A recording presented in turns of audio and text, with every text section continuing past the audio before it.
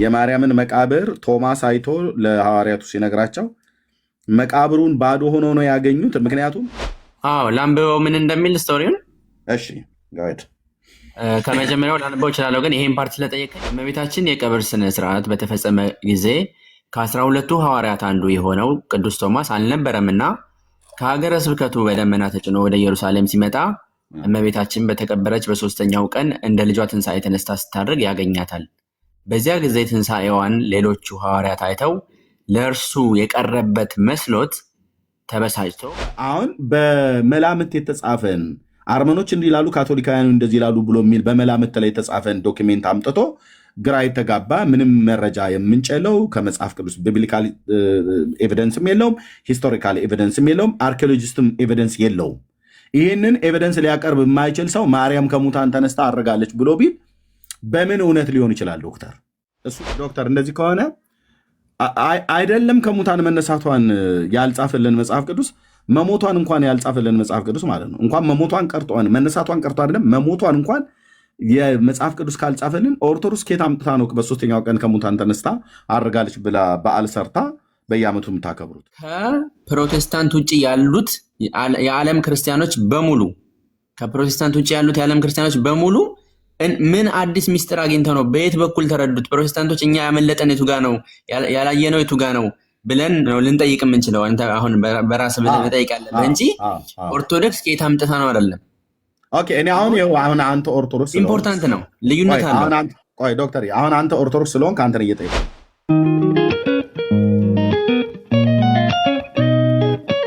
የአንድምታው ትርጓሜ መዝሙረኛው ዳዊት የያዘው በኢትዮጵያ ኦርቶዶክስ ተዋሕዶ ቤተክርስቲያን የአንድምታው ትርጓሜው አለ እኔ ጋ ማለት ነው። የዳዊት ትርጓሜው ማለት ነው ሙሉ በሙሉ ከጥንት አባቶች የመጣው ሲወርድ ሲዋረድ የመጣው ንባብና ትርጓሜው ማለት ነው። መዝሙር 132 ቁጥር 7 እና 8 ላይ የሚናገረው ተንሥእ እግዚኦ ውስተ ዕረፍትከ ብሎ የሚለው አቤቱ ተነስ ወደ ዕረፍት ብሎ በሚለው ክፍል ላይ አቤቱ ትሩፋትን ወደምታሳርፍበት ወደ ኢየሩሳሌም ትሩፋትን ይዘህ ተነስ፣ አንድም ምዕመናንን ወደምታሳርፍበት ወደ መንግስተ ሰማያት ምዕመናንን ይዘህ ተነስ ማለት ነው ብለው ተረጎሙ። ትክክል ነው፣ ትክክል አይደለም? በኋላ የምናየው ነው አንድምታ ትርጓሜው። አንተ ወታቦተ መቅደስከ ብሎ የሚለው አንተና የታቦተ መቅደስ ወይ ደግሞ የመቅደስ ታቦት ብሎ የሚለውን አንተ ታቦተ ጽዮንን ይዘህ አንድም ነቢያትን ካህናትን ይዘህ ተነስ፣ አንድም እመቤታችንን አንድም ምዕመናንን ይዘህ ተነስ ነው የተባለው። ስለዚህ መዝሙር 132 ቁጥር 8 ላይ በአንድምታችሁ እንኳን ትርጓሜ ቁጥር 8 ላይ ባለው ማለት ነው አንተ ወታቦተ መቅደስከ ብሎ የሚለውን አንተንና የመቅደስን ታቦት ብሎ በሚለው ክፍል ላይ ማርያም ከሙታን መነሳቷን የሚያሳይ ነው ብሎ የሚለውን የኢትዮጵያ ኦርቶዶክስ ተዋሕዶ ቤተክርስቲያን እንኳን በአንድምታው አልተረጎመችውም። ይህንን ክፍል እመቤታችንን የሚለውን በአንድምታ ጠቅሰውታል። ነገር ግን በጉባኤ ቤት ታውቃለህ ኤርሜ ነገሮች ይብራራሉ፣ በትውፊትም ይሄዳሉ፣ በስብከትም ይብራራሉ። እዚህ ጋር የተቀመጠው የዚህ የቢብሊካል ታይፖሎጂ ትርጉሙ አንድምታ ተብሎ እመቤታችን ተብሎ የተጠቀሰው አለ እና ስላቋረጥኩ ይቅርታ ትቀጥላለህ። እዚህ ይዘህ ተነስ ተብሎ የተባለው ታቦተ ጽዮንን ነው። ልብ በሉ ዳዊት እያለ ያለው አንተ ታቦተ ጽዮንን ይዘህ ተነስ ነው። ይዘህ ነው። ይሄ ትክክለኛው ከተባለ መባል ያለበት ዳዊት እየተናገረ ያለው ይሄንን ነው። ታቦተ ጽዮን በዋሻ ውስጥ ስለነበረ ማለት ነው። የእግዚአብሔር ታቦት ያኔ ሊትራሊ በዋሻ ውስጥ ስለነበረ ማለት ነው። ቅድም አንተ ያልከው ሂስቶሪካል የሆነ እና ቢብሊካል የሆነ ትርጓሜው ማለት ነው። በትክክለኛ ማንም ሰው ዲና የማያደርገው ኦኬ። ግን አንድም ነቢያትን ይዘህ ተነስ ነው፣ አንድም ካህናትን ይዘህ ተነስ ነው፣ አንድም እመቤታችንን ይዘህ ተነስ ነው የተባለው። ስለዚህ ማርያምን ብቻ ነጥሎ ምዕመናንን ትቶ ነቢያትን ትቶ ካህናትን ትቶ ታቦቱን ትቶ ሊትራሊ የተጻፈውን ታቦቱን ትቶ እመቤታችን ከሙታን መነሳቷና ማድረጓን የሚናገር ክፍል ነው ብሎ ማለት ውሃ የማያነሳ የኦርቶዶክስ ትርጓሚ መሆኑ ያሳያል። ግን ሶሪ ስላቋረጡ ቀጥልና በኋላ እናገራለሁ። አሁን ቅድም ተናግሬያለሁኝ። የአንተ ትርጉም ከዚህ ጋር ተጠቀሱት ውስጥ የመጀመሪያውን ነው። አሁን ያሰመርክበትን ነው ያብራራው። ላይት ልክ ነኝ አይደል? ልክ ነው። በቃ እሱ አሁን ስህተት ነው ያላልኩ ለዛ ነው። ቢኮዝ መጽሐፉ የሚለውን አባቶች የነገሩኝን አንድ አይነት ነው። የመጀመሪያውን ሊትራል ሂስቶሪካል ትራንስሌሽን ነግረናል። ለምሳሌ ካላስቸገርኩህ 17 ላይ ሂድ እስኪ፣ እዚሁ ላይ 17 ላይ 17ኛው ቁጥር ላይ በመጽሐፍ ቅዱሱ ማለት ነው። በአንድምታ ትርጓሜ በራስ በመጽሐፍ ቅዱሱ ከዛ አንደምታውን ታሳየኛለህ፣ ወይ ደግሞ የራስህን መረዳት ከነገርከኝ በኋላ አንደምታውን ትነግረኛለህ። 17ን ማለት ነው። እሺ ለቀባኸው ሰው ዳዊትን ለቀባኸው ሰው መብራትን አዘጋጅ ብሎ ያለው ማለት ነው። 17 በዚያ ለዳዊት ቀንድን አበቅላለሁ ለቀባሁትም ሰው መብራትን አዘጋጃለሁ።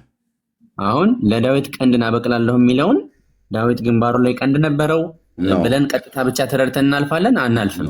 ራይት እኔ ልንገርህ ቀጥታ ትርጉሙ እኮ አሁን እዚህ ጋር ሊተራል ትራንስሌሽን በሚለው ካየነው ሰዎች ምን ብለው ሊያስቡ ይችላሉ?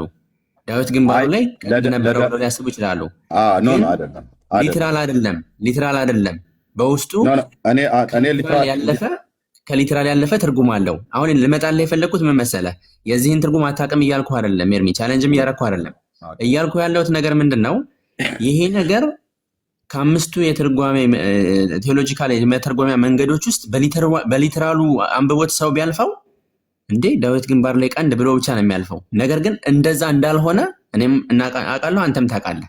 እዛ ውስጥ ጊዜ ማባከን አይጠበቅብንም። ምን እያልኩ ነው? ቨርሶቹ ሊተራሊ ከሚሉት ባለፈ ሌላ ትርጉም አላቸው የሚለውን ፖይንት ሜክ እያደረኩ ነው። ያንን ትርጉም ታዲያ አሁን እናንተ አሁን አንተ ተርጉሞ ብዬ ብተረጉመው እኔ ልተርጉሞ ብዬ ብተረጉመው ይሄ ቀንድ ብሎ የሚለው ቃል ቢብሊካል የሆነ ኤቪደንስ ያለው ትርጉም ነው። ቀንድ ማለት ንግስናን የሚያመለክተው ንግስና ማለት ነው። ለዳዊት ንጉስን አስነሳለሁ ነው፣ ወይ ደግሞ ለዳዊት ቀንድን አበቅላለሁ ማለት መንግስትን፣ ዙፋንን፣ ንግስናን የሚያመለክተው ቀንድ ብሎ የሚለው ማለት ነው በመጽሐፍ ቅዱስ ውስጥ። ስለዚህ ዘካርያስ ትንቢትን ሲናገር እንደውም ሉቃስ ወንጌል መጽሐፍ ምዕራፍ 1 ላይ የተናገረው ታስታውሰዋለህ። የእስራኤል ጌታ አምላክ ይባረክ ጎብኝቶ ለህዝቡ ቤዛ አድርጓልና ካለ በኋላ ከጥንት ጀምሮ በነበሩት በቅዱሳን ነቢያት አፍ እንደተናገረ በብላቴናው በዳዊት ቤት የመዳንን ቀንድ አስነስቷል ይላል። ገብቶኛል እኮ ኤርሚ፣ አሁን አንተም ገብቶሃል፣ እኔም ገብቶኛል። ሀሳቡ ግን ምንድን ነው እያልኩ ያለሁት እንትኖቹ ቨርሶቹ ጥቅሶቹ ቀጥታ ከሚነገርላቸው ባለፈ ሌላ ተጨማሪ ትርጉም አላቸው። ያም ደግሞ ለምሳሌ ሳኦል ለምሳሌ ማነው ሳምሶን፣ ቅድም ሳምሶን እንጠቅሸዋለሁ በዚህ ስናገር ሳምሶን ለምሳሌ በህይወቱ ከገደላቸው በሞቱ የገደላቸው በለጡ ይላል። አሁን ክርስቶስ አሁን በሞቱ ያገኘነውን መዳን አብሮ በክሪስቶሎጂካል አሊጎሪካል በሚባለው ትርጓሜ አብሮ ይጠቀሳል። ይሄ ልክ እንደዚህ አይነት ፓራላሎች አሉ። ቃሉ እዛ ጋር ስለተጠቀሰ እዚህ ብቻ በቃ አልቋል ብለን የምንለው አይደለም የሚለውን ፖይንት ሜክ ካደረግን አርመኒያን ክርስቲያኖች እንዴት ይሄንን 131 132 የሚለውን ቁጥር 8ን እንዴት የእመቤታችን ትንሣኤ ነው ብለው አሉት? ኢትዮጵያ ኦርቶዶክስ መተርጉማን እንዴት እንደዛ ብለው አሉት? ካቶሊኮች እንዴት ብለው ተረዱት? ኦኬ ካቶሊካውያን አርመናውያንን ትታቸው ዶክተር የኢትዮጵያ ኦርቶዶክስ ቤተክርስቲያን የማርያም ትንሣኤ ነው ብላ ያለችበት በመዝሙረ ዳዊት የአንድምታ ትርጓሜ እንኳን ቁጥር 8 ላይ እንኳን እኮ የለም። እመቤታችን ይላል። እመቤታችንን ይዘህ ተነስ ይላል። የለም እሷን ብቻ አይደለማ ብሎ የሚለው ነቢያትንም ይዘህ ካህናትንም ይዘህ ምዕመናንንም ይዘህ ተነስ ነው ብሎ የሚለው። እሷን ብቻ ከምዕመናን ማርያምን ነጥሎ ከማርያም ምዕመናንን ነጥሎ ወይ ደግሞ ምዕመናንን ከማርያም ነጥሎ ነቢያትን ከማርያም ነጥሎ ካህናትን ከማርያም ነጥሎ እነዚህ ሁሉ ካህናት ብሎ የሚለው አገልጋዮች ማለት ነው። ነቢያት ብሎ የሚለው የእግዚአብሔር ነቢያት ነው። ምዕመናን ብሎ የሚለው ደግሞ የእግዚአብሔር ሕዝብ ማለት ነው። ከእነሱ ነጥሎ ኢቭን ራሱ እንኳን እሷን ከሙታን ተነሳች ብሎ የሚል እንኳን የአንድምታው ትርጓሜ ኦርቶዶክስ በአንድምታው ትርጓሜ ላይ እንኳን የለም። መጽሐፉ ላይ ኤርሚ መጽሐፉ ላይ የተጻፈውን እኮ ነገርኩ። አሁን የተነሳንበትን አስብ። ከፕሮቴስታንት ዶክተር በቃ አሁን ባጭሩ አንተ ያልከኝ የአርመኖች እንዴት ይተረጉምታል፣ ካቶሊካውያን እንዴት ያዩታል፣ ምስራቃውያን እንዴት ያዩታል፣ ደግሞ ከኦሪየንታል የሆኑቱ የማላንካራ ኦርቶዶክስ እንዴት ታያዋለች፣ ሴሪያን እንዴት ያዩታል፣ ራሽያዎችና ዩክሬኖች ደግሞ እንዴት ይመለከቱታል፣ ፕሮቴስታንቱ እንዴት ይረዱታል ብሎ በሚለው ምንም አይነት በየትኛውም ይረዱ የእግዚአብሔር ቃል ብሎ በሚለው መሰረት የማርያምን ከሙታን መነሳት የሚያረጋግጥ ክፍል መዝሙር 132ን አንድም ሰው ሊጠቅሰው አይችልም፣ በድፍረት ልሞነጫጭረው ብሎ ካላለ በስተቀር ማለት ነው። የእግዚአብሔርን ቃል በተረዱ ሰዎች ፊት መጥተው አይጠቅሱትም። መልካም። እሺ አሁን ምንድን ነው መሰለህ እያልኩ ያለሁት እኔ አንተ ፖይንትህን ሜክ አድርገሃል። እኔ ደግሞ እየነገርኩ ያለሁት ምንድን ነው፣ ለምን እኔ በነገርኩ መሰረት ከቃሉ ላይ መሰረት አድርገህ ለምን አትነግረኝም? የአርመን ኦርቶዶክስ የካቶሊካውያን እንደዚህ ይላሉ ብለህ ብትል አርመንም ግራ ተጋብቶ ነው፣ ካቶሊክም ግራ ተጋብቶ ነው። ቆይ ግድ የለም ኤርሚ፣ አሁን ልዩነቶቻችን እንዳሉ ሆነው እየተወያየን ያለ ነው። እናንተ ምንድን ነው የምትሉት? እኛ እንደዚህ ነው እያልን ያለ ነው፣ እየተባባልን ነው ያለ ነው። አንተ ለምሳሌ እዚህ ጋር ይሄንን ስላለክ እኮ በቃ ኢተርናሊ ዲስፕሩቭ አረከው አይባልም። ገብቶሃል ሀሳብ አይደለ? ኦኬ ኤርሚ እንደዚህ ብሎ ነው የሚያስበው ነው የሚባለው አት ዘ ኤንድ ኦፍ ዘ ዴይ እንጂ አጠቃላይ ኢን ቢሊየንስ ፎሎወር ያለው ዲኖሚኔሽኖች እንደዛ ብለው ተርጉመው እንደዛ ብለው ተረድተው እያስተማሩ አምነው መቀጠላቸውን አይቀይረውም። አንተ እነሱን ስህተት ናችሁም ብትል እነሱም አንተን ስህተት ናችሁ ሊሉ ይችላሉ እንጂ ዛት ማች ፕሩቭ እና ዲስፕሩቭ የምናደርገው ፖይንት አይደለም። ግን እያልን ያለ ነው ቤተክርስቲያን ለምንድነው ፕሩቭ የማይሆነው? ቢብሊካል ኤቪደንስ እስካቀረበ ድረስ አንድ ሰው ለምንድነው ፕሩቭ የማይሆነው? ሂስቶሪካሊ እኮ ቢብሊካልና ሂስቶሪካሊ ያቀረበ ሰው እንዴት ፕሩቭ አይሆንም? አሁን እኔ ቢብሊካልና ሂስቶሪካሊ ነው ያቀረብኩትኝ።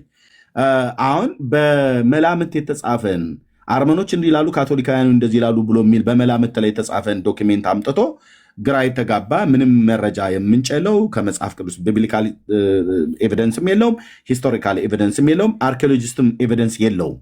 ይህንን ኤቪደንስ ሊያቀርብ የማይችል ሰው ማርያም ከሙታን ተነስታ አድርጋለች ብሎ ቢል በምን እውነት ሊሆን ይችላል? ዶክተር እሱን እኮ ነው አሁን በእሱ እንሂድ ካልን ሪዘረክሽን ለምሳሌ የክርስቶስን መነሳት ከኤቲስቶች ጋር ስንከራከር እንዴት ነው ፕሩቭ የምታደርጉት ሲሉ በዚህ በመጽሐፍት በዚህ በአርኪኦሎጂ በዚህ ምናምን እያለን እንደምናስረዳው ያለ እንከራከር ካልን እዚህኛው ላይ ጥያቄው የሚሆነው ለምሳሌ እመቤታችን አረፈችበት የሚባል መቃብር አለ ወይ? አንዳንድ ቦታዎች ላይ ታገኛለህ። መቃብሩ ውስጡ ምን አለ? ባዶ ነው።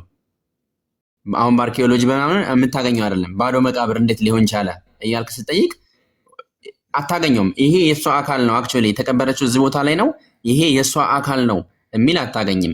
መጽሐፍ ቅዱስንም እንፈልገው ብለን ካነበብን ሰው ስለሆነች መሞቷ አይቀርም ወደሚል ሎጂክ ካልሄድን በስተቀር እዚህ ቦታ ላይ ሞተች አይልም። ቅድም ነግረኛል። ያለ አዛርና አይነት መነሳት መጽሐፍ ቅዱስ መነሳት ግድ ብሎት ከጻፈ እንዴት የማርያምን አይጽፍም ብለኛል። የማርያምን ሞቷንም አይጽፍም መጽሐፍ ቅዱስ። እንግዲህ የክርስቶስን እናት እዚህ ጋር ሞተች ብሎ እኮ መጽሐፍ ቅዱስ አይጽፍም። ግን እኛ እንዴ ሰው ስለሆነች መሞቷ አይቀርም ብለን በሎጂክ ነው እዛ ላይ መልሰ ነው የምንሄደው። ዩጌም ማይ ፖይንት። ስለዚህ በመጽሐፍ ዶክተር እንደዚህ ከሆነ አይደለም ከሙታን መነሳቷን ያልጻፈልን መጽሐፍ ቅዱስ መሞቷን እንኳን ያልጻፈልን መጽሐፍ ቅዱስ ማለት ነው። እንኳን መሞቷን ቀርጦ መነሳቷን ቀርጦ አይደለም መሞቷን እንኳን የመጽሐፍ ቅዱስ ካልጻፈልን ኦርቶዶክስ ኬት አምጥታ ነው በሶስተኛው ቀን ከሙታን ተነስታ አድርጋለች ብላ በዓል ሰርታ በየዓመቱ የምታከብሩት? ኦርቶዶክስ ብቻ አይደለችም እያልኩ ያለሁት ከፕሮቴስታንት ስለ ኦርቶዶክስ ነው ማለት ሁሉም ያከብራሉ። ካቶሊካንም ሳገኝ እኔ እጠይቃለሁ። ብቻ እኔ ካቶሊካንን ሳገኝ ካቶሊካንም እጠይቃለሁ። ግን ኦርቶዶክስ ልክ ነህ። ጥንቃቄ ማድረግ ያለብህ ከፕሮቴስታንት ውጭ ያሉት የዓለም ክርስቲያኖች በሙሉ ከፕሮቴስታንት ውጭ ያሉት የዓለም ክርስቲያኖች በሙሉ ምን አዲስ ሚስጥር አግኝተው ነው? በየት በኩል ተረዱት? ፕሮቴስታንቶች እኛ ያመለጠን የቱ ጋ ነው ያላየነው የቱ ጋ ነው ብለን ነው ልንጠይቅ የምንችለው። አንተ አሁን በራስ ብለህ መጠይቅ ያለብህ እንጂ ኦርቶዶክስ ከየት አምጥታ ነው አይደለም። ኦኬ እኔ አሁን አንተ ኦርቶዶክስ ኢምፖርታንት ነው፣ ልዩነት አለው። ቆይ ዶክተር፣ አሁን አንተ ኦርቶዶክስ ስለሆንክ አንተን እየጠየኩ ነው። የግሪክ ኦርቶዶክስ እምነት ተከታይ የሆነ ሰው አስገብቼ ጠይቄያለሁ። ምንም የላቸውም። ሂስቶሪካልም ቢብሊካልም ኤቪደንስ የላቸውም። ማርያም ከሙታን ተነስታ አርጋለች ብሎ የሚል ምንም አይነት የሚመሳሰል እንኳን ራሱ ነገር የላቸውም። ከአባቶች አላቀረቡም፣ ከመጽሐፍ ቅዱስ አላቀረቡም፣ ከታሪክ አላቀረቡም ማለት ነው። የአይን ምስክሮች የሉም ከሙታን መነሳቷንና ማረጓን። የኢትዮጵያን የምንጠይቀው አንደኛ ኢትዮጵያዊ ስለሆንኩ ነው። ሁለተኛ ደግሞ የኢትዮጵያን እንድጠይቅ ደግሞ ከሚያስገድደኝ ነገር አንዱ የኢትዮጵያ ማርያም ከሙታን ተነስታ ከማረጓ በፊት የአይን ምስክሮች አይተዋታል ብለዋል። የአይን ምስክሮቹ ደግሞ ሐዋርያት ናቸው ብለዋለች። የአይን ምስክሮች የሚለው ወይት አሁን ታሪኩን እንትን እንዳንለው እኔ የታሪክ ማስረጃ የለም መጽሐፍ የለም አይደለም መባባል ያለብን ራዘር ዘመኑ የራቀ ነው የተጻፈው መጽሐፍ ሐዋርያቱ አይተዋል ብላለች ኦርቶዶክስ እኮ ሐዋርያቱ አይተዋለች ያለችው ቶማስን ነው። ቶማስ የክርስቶስ አይደለም 12ቱም ሐዋርያት አይተዋል ብላለች። እንመለስ፣ ታሪኩን በሙሉ እንነጋገር። ቶማስ አይቷታል። ስለዚህ መጥቶ አየኋት ሲላቸው እንዲያውም መቃብሩን ቸክ አድርጉ ነው ያላቸው። ሲሄዱ ባዶ ሆነባቸው። እኔ እኮ አይቻለሁ አላቸው። ዜን የክርስቶስን ትንሣኤ ስላላየ የእመቤታችንን ትንሣኤ ቀድሞ እንዳይሆነ ነው ታሪኩ የሚለው። ዜን እነሱ መቃብሩን ፈንቅላ ነው የተነሳቸው አይደል? መቃብር መፈንቀል ምናምን የሚለውን ስቴትመንት ዳይሬክትሊ እኔ አሁን እንትን አለውም፣ ግን በልጇ ኃይል ተነሳች ነው ትምህርቱ የሚለው። በራሷ ኃይል አይደለም። ስለ ክርስቶስ ሲሆን በአብይ ኃይል ወስልጣን ነው። በታላቅ ስልጣን ክርስቶስ ተነሳ ነው የምትለው ቤተክርስቲያን። ስለቤታችን ሲሆን ግን ቆይ እርሚ ልናገራ ስለ ክርስቶስ ማስናገር አታቋርጠኝ። የክርስቶስ አይደለም። አሁን እኛ የክርስቶስ ላይ እኔም አንተም ጥያቄ የለንም፣ ምንም ጥርጥር የለውም። በአብይ ኃይል ወስልጣን ነው። ልዩነቱን አሰሮ ለሰይጣን አጋዞ ለአዳም ሰላም እምዜስ ኮነ ፍስሐ ሰላም ብለናል። ምንም ጥርጥር የለም፣ እውነት ነው። ማርያም ግን ከሙታን ስትነሳ መቃብሩን ባዶ ሆኖ ነበር ወይ ነው? አሁን የጌታችን መቃብሩ ባዶ ሆኖ ነበር፣ ምክንያቱም አካሉን በዛ አላገኙትም። መቃብሩ ማርያም ከሙታን ስትነሳ መቃብሯ ባዶ ነበር ወይስ እንደተከፈተ ነበር ወይስ እንደተዘጋ ነበር? መቃብሩ በትርክት ውስጥ በኦርቶዶክስ እንዴት ነው የሚታመነው? ዶክተር ስቴትመንቱን ድጋሚ አንበብ እንችላለን። አሁን ይሄን ዲቴይል ማተር ያደርጋል ብዬ ስላላሰብኩኝ ትኩረት አልሰጠሁትም። ግን ታሪኩ ምንድን ነው? ሐዋርያት ሄደው መቃብሩን ሲመለከቱ ባዶ ሆኖ አገኙት ነው። እንዲያውም ቶማስ ምን ይላቸዋል? አታምኑኝም ብዬ ነው እንጂ እኔ አይቻታለሁ ብሎ ይዛው የነበረውን ሰበዝ የሰጠችውን አሳያቸው ይላል። ከዚያ በኋላ እነሱ በአመቱ ሱባኤ ያዙ። ከዛ በኋላ ተገለጠላቸው። ይሄ ነው ስቶሪው የሚለው። አሁን ይሄን ሐዋርያቱ ጉድጓዱን ቁፈራ ጀምረዋል አልጀመሩም እኮ? ይሄን እኮ ነው የምልህ። አሁን ይሄ ጉድጓድ ቆፍረዋል ወይ በሩ ተከፍቶ ነበር ወይ ተዘግቶ ነበር ወይ? ይሄን ዲቴይሉን ኦርቶዶክስ እንዴት ነው የምትተርከው? ይሄን ነገር ልናነበው እንችላለን ከፍተን። እሺ፣ ግን ኦርቶዶክስ እንዴት ነው አሁን ጌታችን መቃብሩን በተከፈተበት ሳለ ጌታችን ማለት ነው ከሐዋርያት ሄደው አይተዋል አይደል? ጴጥሮስ ሄደው አይተዋል አይደል? በሄደበት ሰዓት ላይ መቃብሩ ተከፍቶ ነው አይደል ያገኘው? መቃብሩ ተከፍቶ ነው ያገኘው። መቃብሩ ተከፍቶ ነው አይደል ያገኘው? ክርስቶስ ግን መቃብሩን ሳይከፍት ነው የወጣው። መቃብሩ ተከፍቶ ነው ያገኘው አይደለም? ጴጥሮስ በሄደ ሳለ እሱን ግን ክርስቶስ ግን ከጴጥሮስ በፊት እሺ፣ መቃብሩ የጌታ ማለት ነው። መቃብሯ የማርያም ማለት ነው። እሺ፣ የጌታ መቃብሩን ጴጥሮስ በሄደ ሰዓት ላይ ተከፍቶ ነው ያገኘው ወይስ ተዘግቶ ነው ያገኘው? እሱን ዲቴይል አላስታውሰውም፣ ግን ክርስቶስ ለእኔ ማተር የሚያደርገው የነበረው ክርስቶስ ሲነሳ መቃብሩን ከፍቶታል ወይ? አልከፈተም። በተዘጋ መቃብር ነው የወጣው። እሱን አውቃለሁኝ። የለም እንደዛ ብሎ የሚል መጽሐፍ ክርስቶስ በተዘጋ መቃብር እንትን ማለቱ የለም። ኦኬ፣ እኔ እንግዲህ ምናልባት ሶስት ነገር ነው የማውቀው። ካለ አሳየን። ግን ቆይ ሶስቱን በር ያልከፈተ የአብን ልጅ አደንቃለሁ ይልና ከድንግል ማህፀን መወለዱ፣ ቆይ ልጨርስልህ። ከድንግል ማህፀን መወለዱ፣ መቃብር ክፈቱልኝ ሳይል መውጣቱ፣ እንደውም መግነዝ ፍቱልኝ መቃብር ክፈቱልኝ ሳይል ነው የሚባለው አባባሉ። ከዛ ሶስተኛው ደግሞ ሐዋርያት በተዘጋ በር መግባቱ። ማን ያለው ይሄን ሶስቱን ያለው ማን ነው? መጽሐፍ ወይስ ሰዎች? አባ ጊዮርጊስ አርጋኖን ላይ እንደጻፈው አውቃለሁ። ከሱ በፊት ሌሎች አባቶች ምን ብለዋል ግን የሚለውን አላውቅም። አባ ጊዮርጊስ ዘጋስጫ ነው ያለው። ዘጋስጫ ኦርቶዶክስን ገደል የከተተ ሰውዬ ማለት ነው። ተወሱን እርሳው ብራዘር ኤርሚ ይኸውልህ፣ ቅድም ነግሬሃለሁ። በየመሃሉ ጣል አታድርግ። እኔ አንድም ቦታ ላይ ከቃሉ ውጭ እኔ አልናገርም። አንተ ግን በየመሀሉ እኔ ደግሞ ስናገር ቤተክርስቲያኒቱ በሚገባ ስለማውቃት የምጠራቸው ሰዎች ማን ያለው እኮ ብዬ ስለ አባ ጊዮርጊስ ዘጋስጫ አልከኝ። አባ ጊዮርጊስ ዘጋስጫ ቤቴ ውስጥ እንኳን የእሱ መጽሐፍ 15 መጽሐፍት አለ እዚህ ጋር ማለት ነው። እንደው እዚህ ጋር እንኳን ዞር እንኳን ስል ይሄ አንደኛ የእሱ መጽሐፍ ነው። አባ ጊዮርጊስ ዘጋስጫ እንዚራ ስብሐትን የጻፈው ማለት ነው። ኦኬ ያው ታዲያ ይህን እንደው አንብበህ በረከቱ አድሮብህ እኮ ነው እንደዚህ በደንብ ያወቀው። ግን አንድ ቦታ ላይ አትሳደብ ነው። እኔ ይሄንን በእግሬ እየረገጥኩት ነው እዚህ ለእናንተ ማነብላችሁ። እንደዚህ አይነት እርጉም መጽሐፍ እኔን አይመለከትም። ያው ግድ የለህም ኤርሚ፣ ሌላ ነገር ውስጥ አንግባ። አሁን እስካሁን በክብር ነው ስንመካከል የነበረው። እርጉም መጽሐፍ ነው አልኩ። የተረገመ ያው ግድ የለህም እንደዛ አይባልም። ይሄን በዓለም እንኳን እኔ ስላነበብኩ ነው ዶክተር የኬሚስትሪ መጽሐፍ እንኳን እናነባለን እንኳን ይሄን ማለት ነው። ብራዘር ፕሊዝ ቅድም እንዳወራ ነው ማለት ነው። ይሄ ሰውዬ የራሱ እርጉም የሆነ ሰውዬ ነው። የተረገመ ሰው ነው። የተረገመ ትምህርት ተክሎ ቤተክርስቲያኒት ውስጥ የሄደ ሰው ትምህርቱን እኔ 15 መጽሐፍቶቹን አንብቤ ነው ብራዘር። ኦኬ አንተ እንዚራ ስብሐት ማነው መጽሐፍ አርጋኖን ምናምን ብለህ ያልከው መጽሐፍ አርጋኖን መጽሐፍ ማለት ይሄ ማለት ነው። እዚህ ስሬ እንደዚህ ስጎረጉረ ይሄ ማለት ነው። ኤርሚ አሁንም ነግሬሃለሁ ብራዘር ዶክተር ቃሉ ላይ ብቻ ፎከስ አድርገን እናወራ።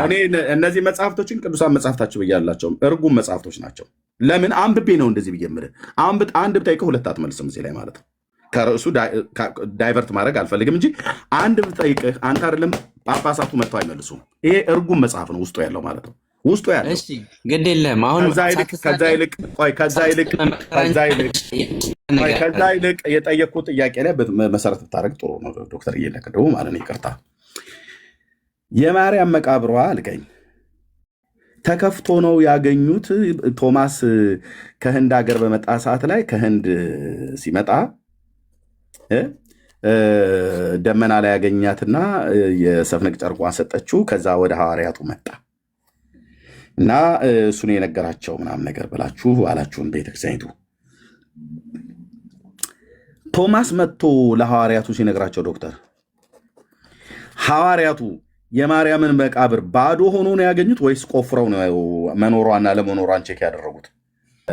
የማርያምን መቃብር ቶማስ አይቶ ለሐዋርያቱ ሲነግራቸው መቃብሩን ባዶ ሆኖ ነው ያገኙት። ምክንያቱም የጌታን መቃብር የገሊላና የኢየሩሳሌም ሴቶች መጥተው በተናገሩ ሰዓት ላይ ጴጥሮስ ሲሄድ ባዶ ሆኖ ነው ያገኘው። ከመግነዙ ጨርቅ ውጭ ሌላ ነገር ስላላገኘ ማለት ነው። በዛ አላገኙትም ጌታም ማለት ነው። መቃብሩ ባዶ ስለነበር ድንጋዩም ተንከባሎ ስለነበር ማለት ነው። ለጴጥሮስ አይታይ ለሴቶቹ የታዩቸው ቅዱሳን መላእክት ስለነገሯቸው ማለት ነው። የማርያምን ግን ቶማስ ሲነግራቸው መቃብሩ ባዶ ነበር ወይ ነው እያልኩ ያለሁት ዶክተር።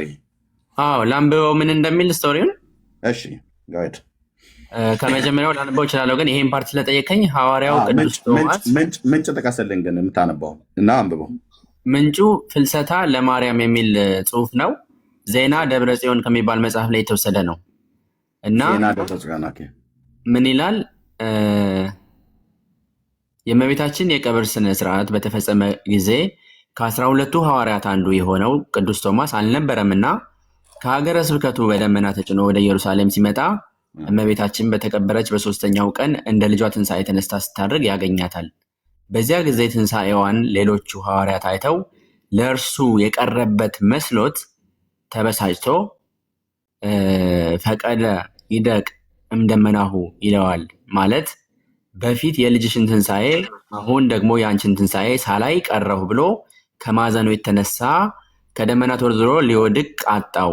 በዚህ ጊዜ እመቤታችን ከእርሱ በቀር ሌሎች ሐዋርያት ትንሣኤውን እንዳላዩ ነግራው ቅዱስ ቶማስን አጽናናችው።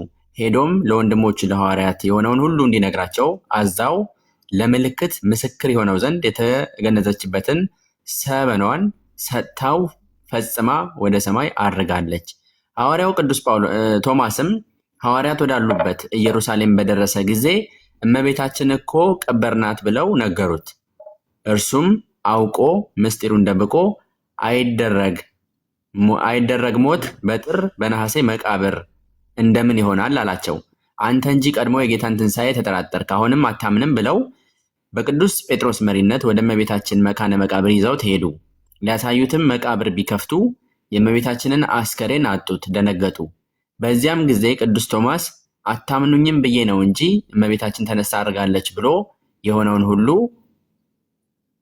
ከተረከላቸው በኋላ ለማረጋገጫ ምልክት እንዲሆን የሰጠችውን ሰበኗን አሳየችው። እርሷም ሰበኗን ለበረከት ቆራርጠው ከተካፈሉ በኋላ ወደ የአህጉረ ስብከታቸው ሄደዋል።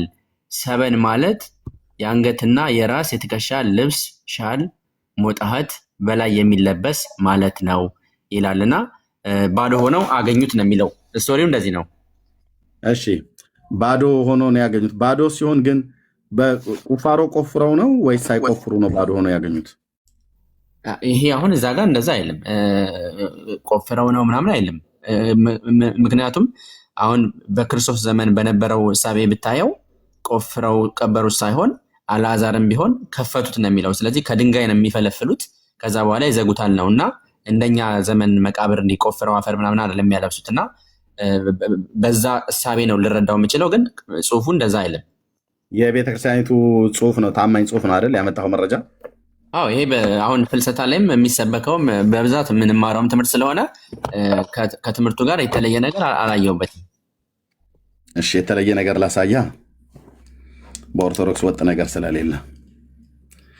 ድርሳነ ማርያም በአማርኛ ትርጉም መጋቢ አዲስ ተስፋ ሚካኤል ታከለ፣ አርታይ ዲያቆን ግርማ ገላይ፣ አሳታሚና አከፋፋይ፣ በኢትዮጵያ ኦርቶዶክስ ተዋሕዶ ቤተክርስቲያን በሰንበት ትምህርት ቤቶች ማደራጃና መምሪያ ማህበረ ቅዱሳን ማለት ነው። የቤተክርስቲያኒቱ መጽሐፍ ነው። ሐዋርያቱ ቆፈሩ ይላሉ ወይስ አይልም? እሱ ጋር ከፈተ ነው ብሎ የሚለው፣ እዚህ ጋር ደግሞ ቆፈሩ ይላል አይልም? አብረን የምናወጋው ይሆናል ማለት ነው።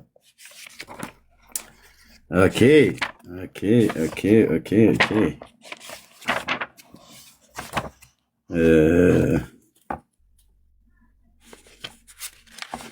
ባይዘዌ ቶማስን መናፍቅ ነህ ብለው አባረውታል አይደል ሐዋርያቱ? ከዛ በኋላ እኔ እሱን አላውቅም። ከሃዲ ነህ ከእኛ ጋር ርስት እድል ፈንታ የለህም ብለው አግልለውታል፣ አባረውታል። ቶማስ በኢትዮጵያ ኦርቶዶክስ ተዋሕዶ ቤተክርስቲያን የተረገመ ሐዋርያ ነው ብላ የምትለው ምክንያቱም መናፍቅ ነው ብላ አባረውታል ሐዋርያቱ ብላ ነው የምትለው። ቶማስ ህንድ እንዳስተማረ የህንድ ማላንካራ ቤተክርስቲያን ኦሪየንታል ኦርቶዶክስ እንደሱማ በታሪክ ውስጥ አለ። ግን በዚህ በማርያም መቃብር ጉዳይ ማለት ነው፣ በማርያም መቃብር ጉዳይ ቶማስ መናፍቃን ነህ፣ ስለዚህ ከኛ ጋር እድል የለህም ብለውት ጠላት ነህ ብለውታል። እንደው አይ እዚህ ጋር እኮ የሚለው ምንድነው? አንተ የጌታን ቀድሞ አላመንክም አሁንም ተጠራጥረሃል ነው የሚሉት። ገሰጹት ነው የሚለው። ላሳይህ እኮ ነው እንደማለ። ኦኬ ኦኬ ጋድ ኤርሚያስ ድርሳነ ማርያም። እሺ አቤት ሪፖርት ያደርጋሉ አይደል? ሪፖርታም ትውልድ እልቅ ዝም ብላችሁ ስሙ፣ ሪፖርት አታርጉ። ዶክተር በጨዋነት ነው እያወራ ያለ። እሺ የነሐሴ አንድ ጥያቄ ልጠይቅህ። ቆይ እንጂ ምን ትጠይቀኛለህ? ቆይ አንተ ግን ለምን እንደምትሳደበው በየመሃሉ በኋላ ትጠይቀኛለህ። አይ እኔ ሪፖርታም ትውልድ እኮ ነው ያልኩት። ምን በቃ አተውም ላይ አሁን ከኦርቶዶክስ ጋር ከምን ጋር ቃሉ ላይ ብቻ እኮ ፎከስ አድርገህ መልእክትን እኮ ሚት ማድረግ ትችላለህ ብዬ ነው። ሪፖርት እኮ ስለሚያደርጉ ሪፖርታም ትውልድ ነው ተረታም ትውልድ ብዬ ስል ይሄ አሁን እዚህ ራሱን ማሳይህ ይሄ እልም ያለ ተረት ስለሆነ ማለት ነው። ለዚህ አስምሬበት ነው የምናገረው። ተረት ለምን ቀጥሎ ሳነቦት አያለ በቃ እንዲያማችሁም ጭምር ነው የምፈልገው። ውሸት ነው። አሁን ስናነባው ታየዋለህ አንተ ተረቱን ማለት ነው። አሁን ካነበብከው ታሪክ ጋር ይሄኛው ታሪክ በኢትዮጵያ ኦርቶዶክስ ቤተክርስቲያን ቶማስ ስለ እመቤታችን ሐዋርያትን መጠየቁ ብሎ የሚለው ላይ እናነበዋለን ማለት ነው። ዘወርሃ ነሐሴ ድርሳን ላይ ጽፋችሁታል። መቻል ነው እንጂ እኔ ማንም አልተሳደብኩም። ፐርሰናል የሆነ ነገር ማንም አልተሳደብኩም። ሪፖርት ከምታደርጉ ሪፖርታም ትውልድ ነው ያልኩት። ልክ እኮ ነው። አንተ ሪፖርት ብታደርጋል ለምን ሪፖርት አደርጋለህ ዶክተር? እንደዚህ ሪፖርታም ትውልድ አትሁን፣ በእውቀት ሞግት እላለሁ። ይህ ስድብ ነው። ስድብ የታባክ ምን አባክ ምናምን ነገር ሲሆን ነው እንደዚህ ደግሞ እኔ አላደርግም። መቻል ብቻ ነው። እንቀጥል። በዚችም ዕለት ሐዋርያው ቶማስ ሐዋርያትን ወዳሉበት ወደ ኢየሩሳሌም ደረሰ። ኦርቶዶክስ ተረታዊት ቤተክርስቲያን የምትሉትን ብቻ ስሙልኝ። ስንት አይነት ቡራቡሬ ነገር እንደምታወራ። እያለቀሱም የብርሃን እናቱ ማርያም ሞተች አሉት። ቶማስም መቼ ሞተች አላቸው። ጥር 21 ቀን ሞተች፣ ትናንትና ነሐሴ 14 ቀን በሰርክ ቀበርናት አሉት። ቶማስም በድኗ ይህንን ያህል ዘመን ሳይቀበር እንዴት ቆየ አላቸው። ሐዋርያትም ትተዋት እንደሸሹን ስጋዋም እስከዚህ ቀን ዘመን ድረስ በገነት እንደቆየ አልነገሩትም አለ። ጀመራት ኦርቶዶክስ ጥረቷ። ዋት ስጋዋ ከወረሃ ጥር እስከ ነሐሴ ድረስ ቤት ነው ቆየ ብሎ የሚሉት በገነት ለ205 ቀናት በገነት ቆየ ነው። በሕይወት ዛፍ ቆየ ነው የሚለው። ወይት ብራዘር ኦኬ። በገነት መቆየቱን ከቶማስ በፊት ሌሎቹ ሐዋርያት ያውቃሉ አያውቁም? እንደሚያውቅ አውቃለሁ። ኦኬ ያውቃል ማለት ነው። ይኸው መጽሐፉ ስላለ ሌላኛው ታምር ማለት ነው። ያውቃል ማለት ነው። ስለዚህ የእመቤታችንን ከሙታን መነሳት ቶማስ ብቻ ነው የሚያውቀው ብላ የምትለው ኦርቶዶክስ ሌላኛው ተረቷ ደግሞ ይፈርሳል ማለት ነው። እንደዛ አይደለም። ኦቨርላፕ እያደረከው ነው ኤርሚ እያለ ያለው በጥር 21 ሞተች። ከዚያ በኋላ መላእክት በገነት ዛፍ በሕይወት ዛፍ ስር አስቀመጡት። ከዚያ የቀበሩት በኋላ ነው። ገነት ማለት ወደ ሰማይ ነው አይደል የተነጠቀችው? ገነት ነው የሚለው እኮ አፈር ሳትቀምስ ወደ ሰማይ ተወሰደች አይደል? መጀመሪያ እንደዛ ነው። ለ205 ቀን ከቆየች በኋላ ነው የቀበሯት። እሺ ልብ በሉ። ከዛ በሶስተኛው ቀን ተነሳች ነው የሚለው። እሱ እንደዛ ነው የሚለው። መድኃኔዓለም ምስክር ይሁን። ልብ በሉ እዚህ ያላችሁ ሰዎች። ኦኬ ማርያም ሞታ ሳትቀበር በፊት ነው ወደ ገነት ሄደችው። ሳትቀበር ሌላ ጣጣ። መጀመሪያ እንደዛ ይላል። ከዚያ በሁለተኛው ደግሞ አረገች ነው የሚለው። ሳትቀበር ወደ ገነት ሄደች አይደል? ለዶክተርዬ ሳትቀበር ስጋዋ ወደ ገነት ስጋዋ አረገ አይደል?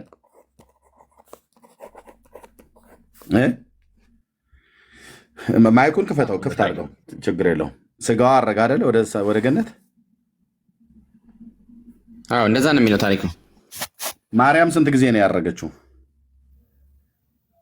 ማድረግ ማለት የስጋዋ መወሰድ ማለት ነው። ማድረግ ይለያያል። አሁን በእንግሊዝኛ ዶርሚሽን እና አሰምሽን ይባላል። አሁን ልዩነቱ ማለት ነው። እኛ አማርኛ ቋንቋ ተናጋሪ ስለሆነ በአማርኛ ነው። ቆይ ለህዝቡ ስታወሩ በአማርኛ ስትጠየቁ በእንግሊዝኛ ለመደበቅ እንደዛ አይነት ነገር መቼም አታረግም ዶክተር። አንተ አይደለም እኔ አብራራለሁ። የስጋዋ ማድረግ ማለት ፍልሰት ነው አይደል ብሎ የሚለው። ፍልሰታ የሚባለው የስጋዋን ማድረግ ነው፣ ወደ ገነት የሄደበትን ማለት ነው። ነገር ግን እርገቷ የሚባለው ደግሞ ስንት ጊዜ ነው የፈለሰው ስጋዋ? አንዴ ነው የፈለሰው። ግን እርገት ደግሞ የሚባለው ከሞት መነሳቱን ነው። አሁን እንግሊዝኛው ክሊር ነው። እዚህ ላይ ዶርሚሽን የሚለው ቆይ ልጨርስልህ። ኦርቶዶክስ በግዕዝና በአማርኛ ነው የጻፈችልን ነው። ግን እሳቢውን አሁን ብራዘር ከካቶሊክ ምናምን ነገር ኮራርጃችሁ ለቃቅማችሁ አታምጡ። ኦርቶዶክስ በግዕዝና በአማርኛ ቆይ ሰላም ለፍልሰተ ስጋኪ ደባትረ ብርሃን ሀበተ ተክሉ ነው የሚለው ግዕዙ ማለት ነው። ስለዚህ መልካ ፍልሰታን ካወቅ ከኔ ጋር ታወራለህ። ስደግሞ የነበርኩት ነገር ስለሆነ ማለት ነው። ስለዚህ ልክ በግዕዝና በአማርኛ ከጻፈች በኋላ ከካቶሊክ እያመጣችሁ እንደገና ደግሞ ምን መደበቅ አያስፈልግም ማለት ቅድም እንደውም ነግሮሃል ወንድሜ ማለት ነው። ስለዚህ ስጋዋ ስንቴ ነው የፈለሰው? አንዴ ነው የፈለሰው ብለኸኛል። ታሪኩን አንዴ ልንገርህ እኔ። ኦኬ ትችላለህ፣ ንገረኝ። ሞታ በጥር 21 ሞታ ስጋዋ ወደ ገነት መወሰዱ እርገት አይባልም። ለ205 ቀናት በገነት በሕይወት ዛፍ ስር ነበረ ነው የተማርኩት። እንደዛ ነው። ከዚያ በኋላ ተመልሷል ነው። ሬሳ ማቆያ ነው እንደ ገነት ማለት። ቆይ እሱ ሌላ ውይይት ነው። ለምንድነው እስከምትቀበር ድረስ በገነት መቆየት ያስፈልጋት እንዴ? እናቱ ናት እኮ እናቱ ላይ የሬሳ ማቆያ ነው። ቢያንስ ሬሳዋንም ቢሆን እንዳይና እርሜን እንዳወጣ አምጡልኝ ብሏቸው ነው መላእክትን የላካቸው ጌታ ጌታና አይደለም። አንተ ነህ እሱን ያልከው ኤርሚ። እስካሁን ድረስ ለምን ይሄዳል ነው ብዬ የምልህ። ስጋዋ ለምን ሄደ ብላ አላችሁ? ለምን ሄደ ብላችሁ አላችሁ? መበስበስን አላየማ በቃ። ኦኬ መበስበስን ካላየ ገና አልተቀበረም ማለት ነው። ኤርሚ ሳታቋርጠኝ እኮ ሀሳቡን አንዴ በግልጽልኝ ዶክተር የምናውቀው ስለሆነ እኔም እኮ የማውቀው ስለሆነ ማንበቤን ተውኩትኝ። ግን በኋላ እመጣለሁ ወደ መንባቡ ላይ። ሞታ ለ200 ስንት ቀን ያልከኝ ዶክተር? 205 ነው የሚለው ካልተሳሳትኩ። እሺ 205 ቀን ማለት ነው። ከጥር 21 እስከ ነሐሴ ማለት ነው።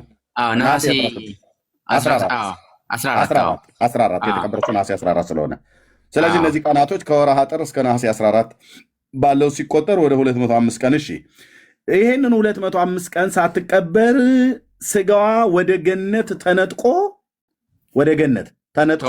በመላእክት ተወስዷል አይደል? ስጋዋ ገነት ሄዶ ለ205 ቀን ያህል መቀመጡ ለምንድን ነው? ለምን በመሬት አልተቀመጠም ነበር ነው?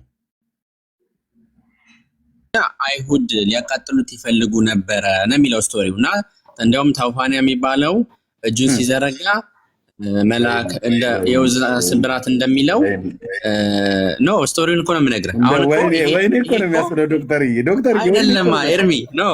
አሁን ምን መሰለህ፣ እኔ ይቅርታ አድርግልኝ። ቆይ አንተ ይሄንን አሁን ስለምታውቀው ነው። መንፈሳዊ ዓለም ላይ ባይዘው ቅድም ተናግረሃል። ግን ዲአር ማለት ዶክተር ተብለህ እንዴት ይሄን አታውቀውም ብያለሁ። መንፈሳዊ ዓለም ስለሆነ ቅድም ነግረሃል። በሙያ ቢሆን በሙያ የተማርክበት ነው።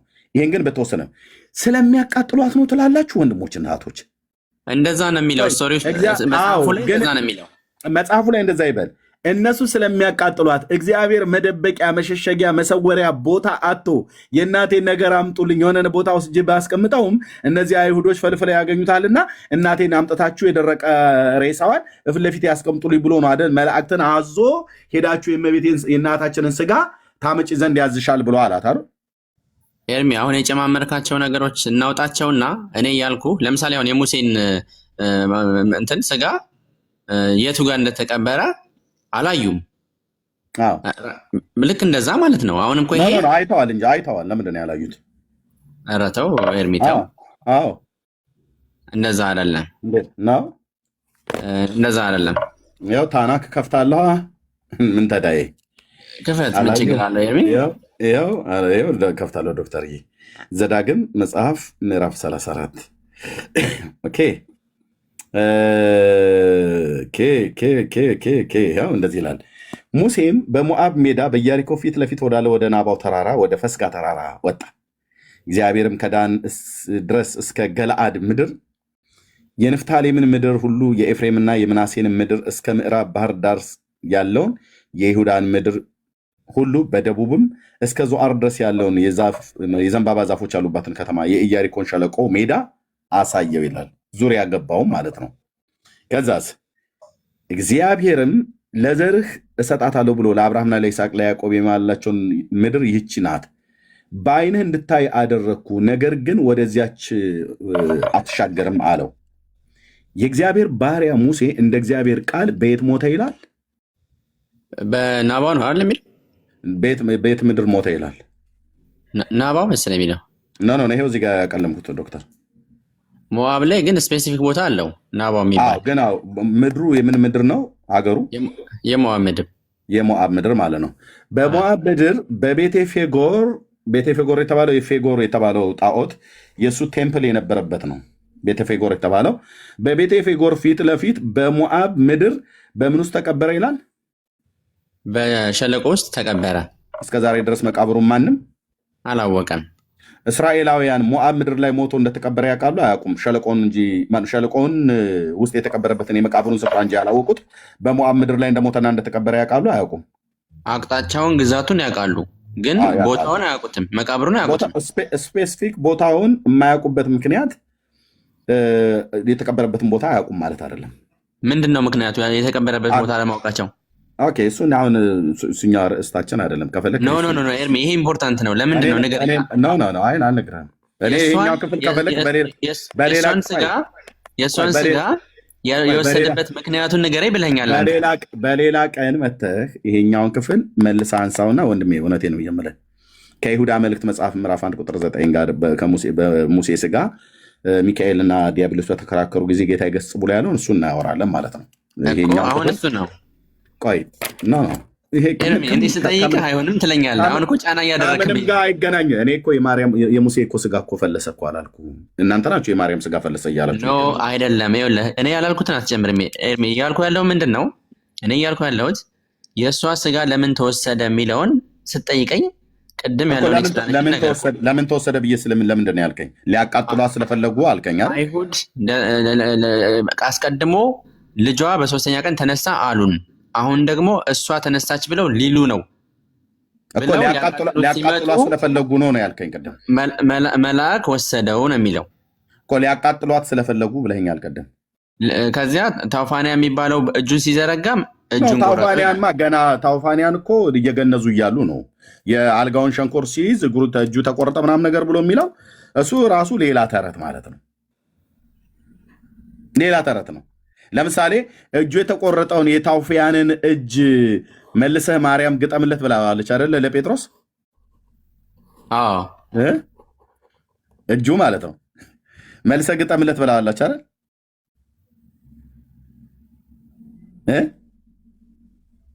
ይሰማል ኤርሚ? ይሰማል። መልሰህ ግጠምለት ብለዋለች አይደል? የታውፊያንን እጅ ማርያም።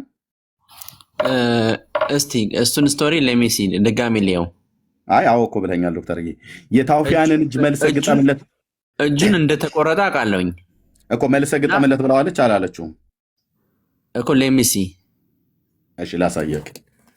ለሜሲ ብለህ በቅንነት ማወራ ስለሆነ ማለት ነው። ኤፍራት ታምር 7 ታምረ ማርያም ታምር 7 ማን ነው? ታምር 6 ላይ 6 ነው 4 ላይ ታምር 7 እንደሸሹ።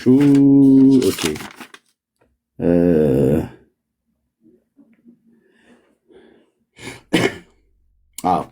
ታምር 4ንም ጀምረው 5 6 7 የሷ ነው። ከዚህ ከማርያም እመቤታችንን ለመገነዝ ሐዋርያት መሰብሰባቸው ብሎ ይላል። ከዛ ታውፊያን ይኸው እዚህ ጋር አለ። ምን ይላል?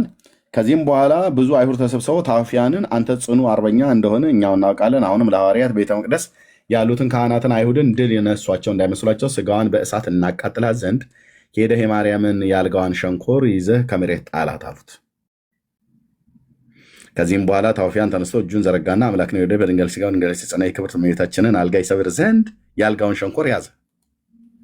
በዚችም ሰዓት የእግዚአብሔር የታዘ መልአክ ወርዶ በእሳት ሰይፍ መታው። እጆቹ ከትከሻው ተቆረጠና እጆቹ ከአልጋው ላይ ተንጠልጥለው ቀሩ። ከዚህም በኋላ ወደ ሐዋርያት ተመልሶ እየጮኸ እያለቀሰ ዘኑልኝ፣ ይቅር በሉኝ አላቸው። ታውፊያን ከዚህ ቀጥሎ ያለውን ታሪክ አታውቀውም ዶክተር? ከዚህ ቀጥሎ የሚለው ምንድን ነው? መጸጸቱን አይቶ በዚያ ጊዜ እንትና ላይ ይላል ወደ እመቤታችን ተማጸነ። ከዛ ወደ እመቤታችን ሲማጸን በህቡ ታምር የተቆረጡ እጆቹ እንደ ቀድሞ ተፈወሰለት። እንደዛ ነው የሚለው። እሺ በህቡ የተቆረጡት እጆቹ ተፈወሱለት። እሺ ኦርቶዶክስ ተዋህዶ ኦኬ። የእግዚአብሔር መልአክ ይቅማ ነው። አንተም የእግዚአብሔርን ይቅር በሉኝ አላቸው። ከዛ አንተም የእግዚአብሔር የባህሪ ልጅ ኢየሱስ ክርስቶስ እንደ ቸርነት ብዛት ይቅር በለኝ አለ። ይህ ትክክል ነው። አሁን ቆይ እሺ ለይህን ልንመጣ አይደለ? ከዚህም በኋላ ሐዋርያት መለሱለት፣ አልጋዋን ትሰብር ዘንድ የወደደህ አንተ ወደ እመቤታችን ለምን አሉት አለ። እሺ ክርስቶስን ይቅር በለኝ እሷን ግን ለምናት አሉት አይደል? እሺ ወደ ክርስቶስ ይቅር በለኝ ብሎ ሲል ልመና ለምኗል አለምንም? ለምኗል። ከዛ ደግሞ ወደ ፍጥሩም ደግሞ ወደ ማርያምም ይለምናል አይደል? በእናንተ ቤት ወደ ክርስቶስም ወደ ማርያም ነው የምትለምኑት። አይሲ እሷን እጇን ስለቆረጠ እሷን ለምን አሉት ነው። እሺ ልጇን ከለመነሱ ይቅር ብሎ ካለው እሷን መለመን ለምን አስፈለገው? አንተ ለምሳሌ እጄን ብቆርጠው፣ ቆይ ልንገርህ ኤርሚ፣ አንተ ብቻ እኮ አይደለም። አንተ ለምሳሌ እጄን ብቆርጠው ስለቆረጥከው ልትጸጸትና በመንፈሳዊ እግዚአብሔርን ይቅር በለኝ ትችላለህ። እኔን ግን ከተጸጸት ይቅር በለኝ ልትለኝ ትችላለህ። ዛት ካይንድ ኦፍ ኢንተርፕሬቴሽን ያለው ይሄ ቃሉ ማለት ነው። እመቤታችንን ለምን አሉ እንትን አይደለም። ጸሎትና ይቅርታ ጠይቅ እኮ አይደለም ያሉት፣ ለምን አሉት ነው። ይሄ ማለት ያው ኦርቶዶክስ ልታስጨብጥ የፈለገችው ወደ ፈጣሪም ወደ ፍጥሩም ለምኑ ነው። እኔ ይገባኛል። ቤቱ እኮ ነው የእሱኛው አይደለም ይሄ ስፔሲፊካሊ ዶክተር ቤት ውስጥ ነው ያደግኩት። እንቶ በቃ ይሄን እንቶ እንርሳው፣ ግድ የለም። እሺ ከዛ በኋላ ምን ሆነ? ሲታሪኩ ነገር ዶክተር እኮ እዚህ ጋር እኔ ተምረ ማርያምን አለማነብልህ ቅድም የጠቀስኩልህን መጽሐፍ ነው እኮ ነገር ምን ሆነ? ከዚህ በኋላ ምን ሆነ? በህቡ ታምር የተቆረጠ እጆቹ ተፈወሰለት ይላል። በህቡ ታምር ነው የተደረገው አይደል? እንደዛ ነው የሚለው እዚህ ጋር እኔ የማነብልህ ቅድም የነገርኩህ ዜና ደብረ ጽዮን የሚለው። እሺ ከዛስ አሁን አንተ ያልከው በህቡ ስም ነው ብሎ ያልከው በህቡ ተአምር ነው የተደረገው። ያን ጊዜም ታዋፍያን አምላክን የወለደች በድንጋሌ ሥጋ በድንጋሌ ነፍስ የጸናች ክብርት እመቤታችን ሆይ እዘኝልኝ ይቅር በይኝ ብሎ አመለከተ። እመቤታችንም ተቆርጠው በአልጋ ላይ የተሰቀሉት እነዚህ እጆች እንደ ቀድሞ ወደ አካሉ መልስለት ብላ ቅዱስ ጴጥሮስን አዘዘችለት ይላል። ኦኬ አንተ በህቡ ነው ያልከው፣ እዚህ ደግሞ ጴጥሮስን ነው መልስለት ብላ ያለችው ማርያም። ይሄ ታምር ነው። አሁን ለምሳሌ ሞታ ባለችበት እንዴት ልትናገር ቻለች ነው? አሁን ግድ የለው ቆይ፣ አሁን ታምር ነው፣ የህቡ ታምር ነው። አሁን ቆይ ዶክተርዬ፣ እኔ የማነሳውን ጥያቄ ቀድመህ ገብቶሃል እኮ ነገርየው ገብቶሃል በደንብ ቢኮዝ አንደርስታንድ አደርጋለሁ። አሁን ይሄ ህቡ ታምር ነው፣ ህቡ ታምር ነው። ታምር ሳይሆን ይሄ ተረት ነው ዶክተር። እኔ ተረት መሆኑን ክሽን ያለ ተረት መሆኑን አሳያለሁ። ለአንተ ታምር ነው። የዚህ አናሎጊው ሌላ ቦታ የለም፣ ሌላ ቦታ የለም። ክርስቶስ ለምሳሌ ኪዳን ላይ ፍትሐት ሲያደርጉ ዮሴፍና ኒቆዲሞስ የሚለው ታሪክ ነው፣ ተመሳሳይ ነው።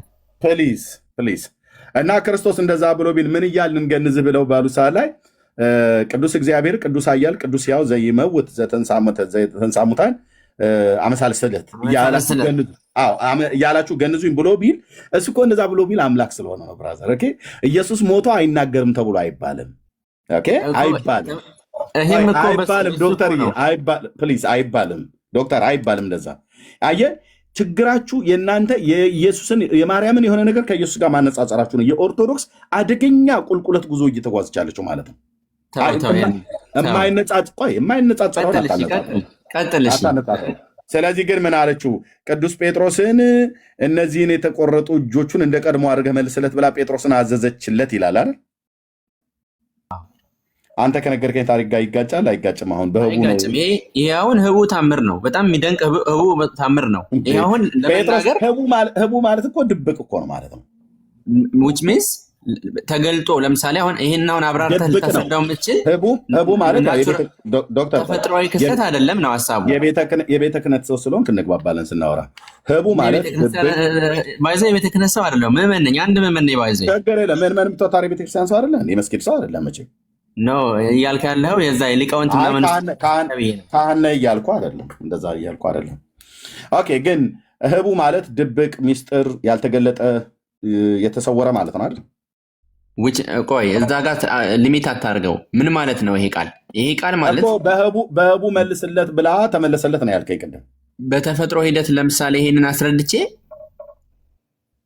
ዶክተር ለምንድን ነው አሰልች የምታደርገው ንግግራችንን? በህቡ በድብቅ መልስለት ብላ አለችው እና ተመለሰለት ነው ብላ ያልከኝ ቅድም ላይ ማለት ነው። ይኸው ሚስጥር ነው። በቃ ይሄ በጣም ሚራክል ነው። ሚስጥር ማለት ድብቅ ነው፣ ስውር ነው፣ ለሰው የተገለጠ አይደለም፣ ለሰው የሚታወቅ አይደለም፣ ወደ ብርሃን የወጣ አይደለም። ግን ተመልሶለታል፣ በህቡ በድብቅ ተመልሶለታል እያልከኝ ነው። ቆይ አትወስነው የቃሉን ትርጉም እያልኩ ያለሁት ምንድን ነው? አልወሰንኩትም። ከፈለክ መዝገበ ቃላት አመጣለሁ። ህቡ ማለት ድብቅ፣ ስውር፣ የተሸሸገ ሚስጥር የሆነ ለአደባባይ ያልተገለጠ ያልታየ ማለት ነው። ሚስጥር የሆነ ነው። በቃ ይሁን ይደንቃል። ሚስጥር የሆነ ማለት ያልተገለጠ ያልታየ እንዴት ሞታ ልትናገር ቻለች የሚለው ለምሳሌ ብራዘር፣ እኔ እሱ ጋር የኔ ጥያቄ ነው። በኋላ ተኛ ስቴትመንት አይደለም ይሄ። እኔ ከፈለክ እሱን ጥያቄ ዘልዬ ከሱ የበለጠ ጥያቄ አለ ማነሳው እዚህ ላይ ማለት ነው። የኦርቶዶክስ ተረቷ በዚህ ብቻ አይደለም የሚያበቃው። ግን ጴጥሮስን አዘዘችለት ይላል አይደል? ቀጥል ይላል አይደል? አዘዘችለት ይላል አይደል?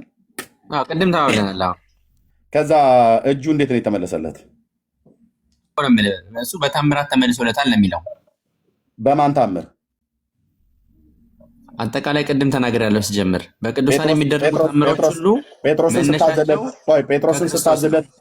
ጴጥሮስን ስታዝለት ጴጥሮስ ምን አደረገ? አዘዘችለት ይላል። ጴጥሮስ ምን አደረገ? ታምረ ማርያምን እኔ ያላነበብኩትም። እኔ የማነብልህ መጽሐፍ ላይ በህቡ ታምር ተደረገለት ነው የሚለው። በአንድ ስቴትመንት ነው የሚጠቅሰው። ቆይ በህቡ ታምር ተደረገለት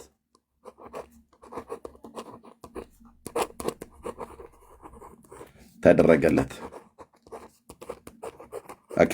ህቡ ማለት ድብቅ ሚስጥር የሆነ ያልተገለጠ ማለት ነው። ልብ በሉ። ኦኬ።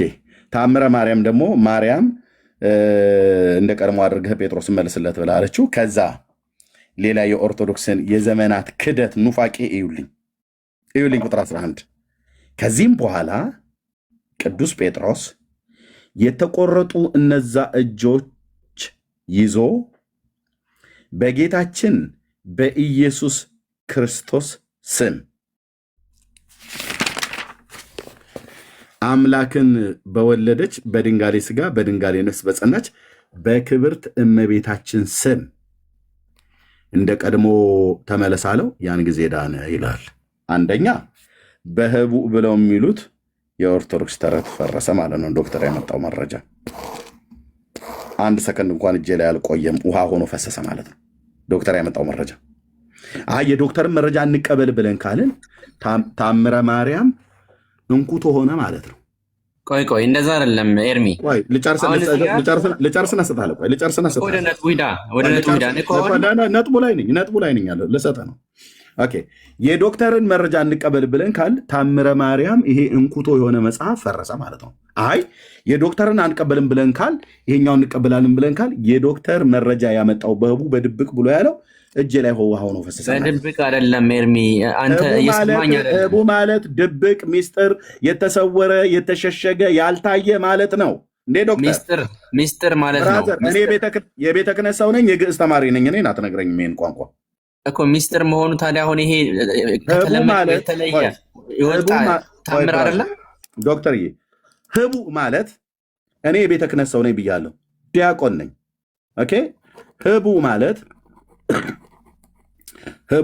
ማለት የተደበቀ፣ የተሰወረ፣ የተሸሸገ፣ ያልተገለጠ፣ ያልታየ፣ የማይታይ ማለት ነው። ሚስጥር የሆነ ማለት ነው። ይሄ ሁሉ በተፈጥሮ ሂደት መረዳት የማንችለው እሱ ማለት ነው። ስለዚህ እኔ እሱኛውን እንኳን ልተውልህ፣ ህቡ ብሎ የሚለውን ተወው። ህቡ ብሎ በሚል እጅ ፈወሰው ብሎ የሚለው ጴጥሮስ ግን ይኸው በጌታችን በኢየሱስ ክርስቶስም እንደገናም ደግሞ በእናቱ በቅድስት ድንግል ማርያም ስም እንደ ቀድሞ ደህና ሁን ብሎ አለው። ከዛ ዳነ ይላል። ታምነዋል ይሄንን መጽሐፍ ዶክተር? አዎ ድኗል። ታምነዋል አይደል? አዎ። ጴጥሮስ ነው አይደል የፈወሰው? ጴጥሮስ ጸለየለት ነው የሚለው እኮ። ጸለየለት ተፈወሰ አይደል? ግን ኃይሉ ግን የእግዚአብሔር ነው የክርስቶስ። ተፈወሰ አይደል ወይ? ጸለየለት። ኦኬ። በማን ስም ነው የጸለየለት ጴጥሮስ? በዚህ መጽሐፍ ላይ እንደሚጠቅሰው በጌታ በኢየሱስ ክርስቶስ ስም አምላክን በወለደች በእመቤታችን በቅድስት ማርያም ስም ይላል። ኦኬ። በሁለት ስሞች ማለት ነው አይደል? ምን ችግር አለው? ጻድቅን በጻድቅ ስም የሚቀበል የጻድቁን ዋጋ ይወስዳል። የጻድቅ ስም እኮ ምንም ችግር የለውም።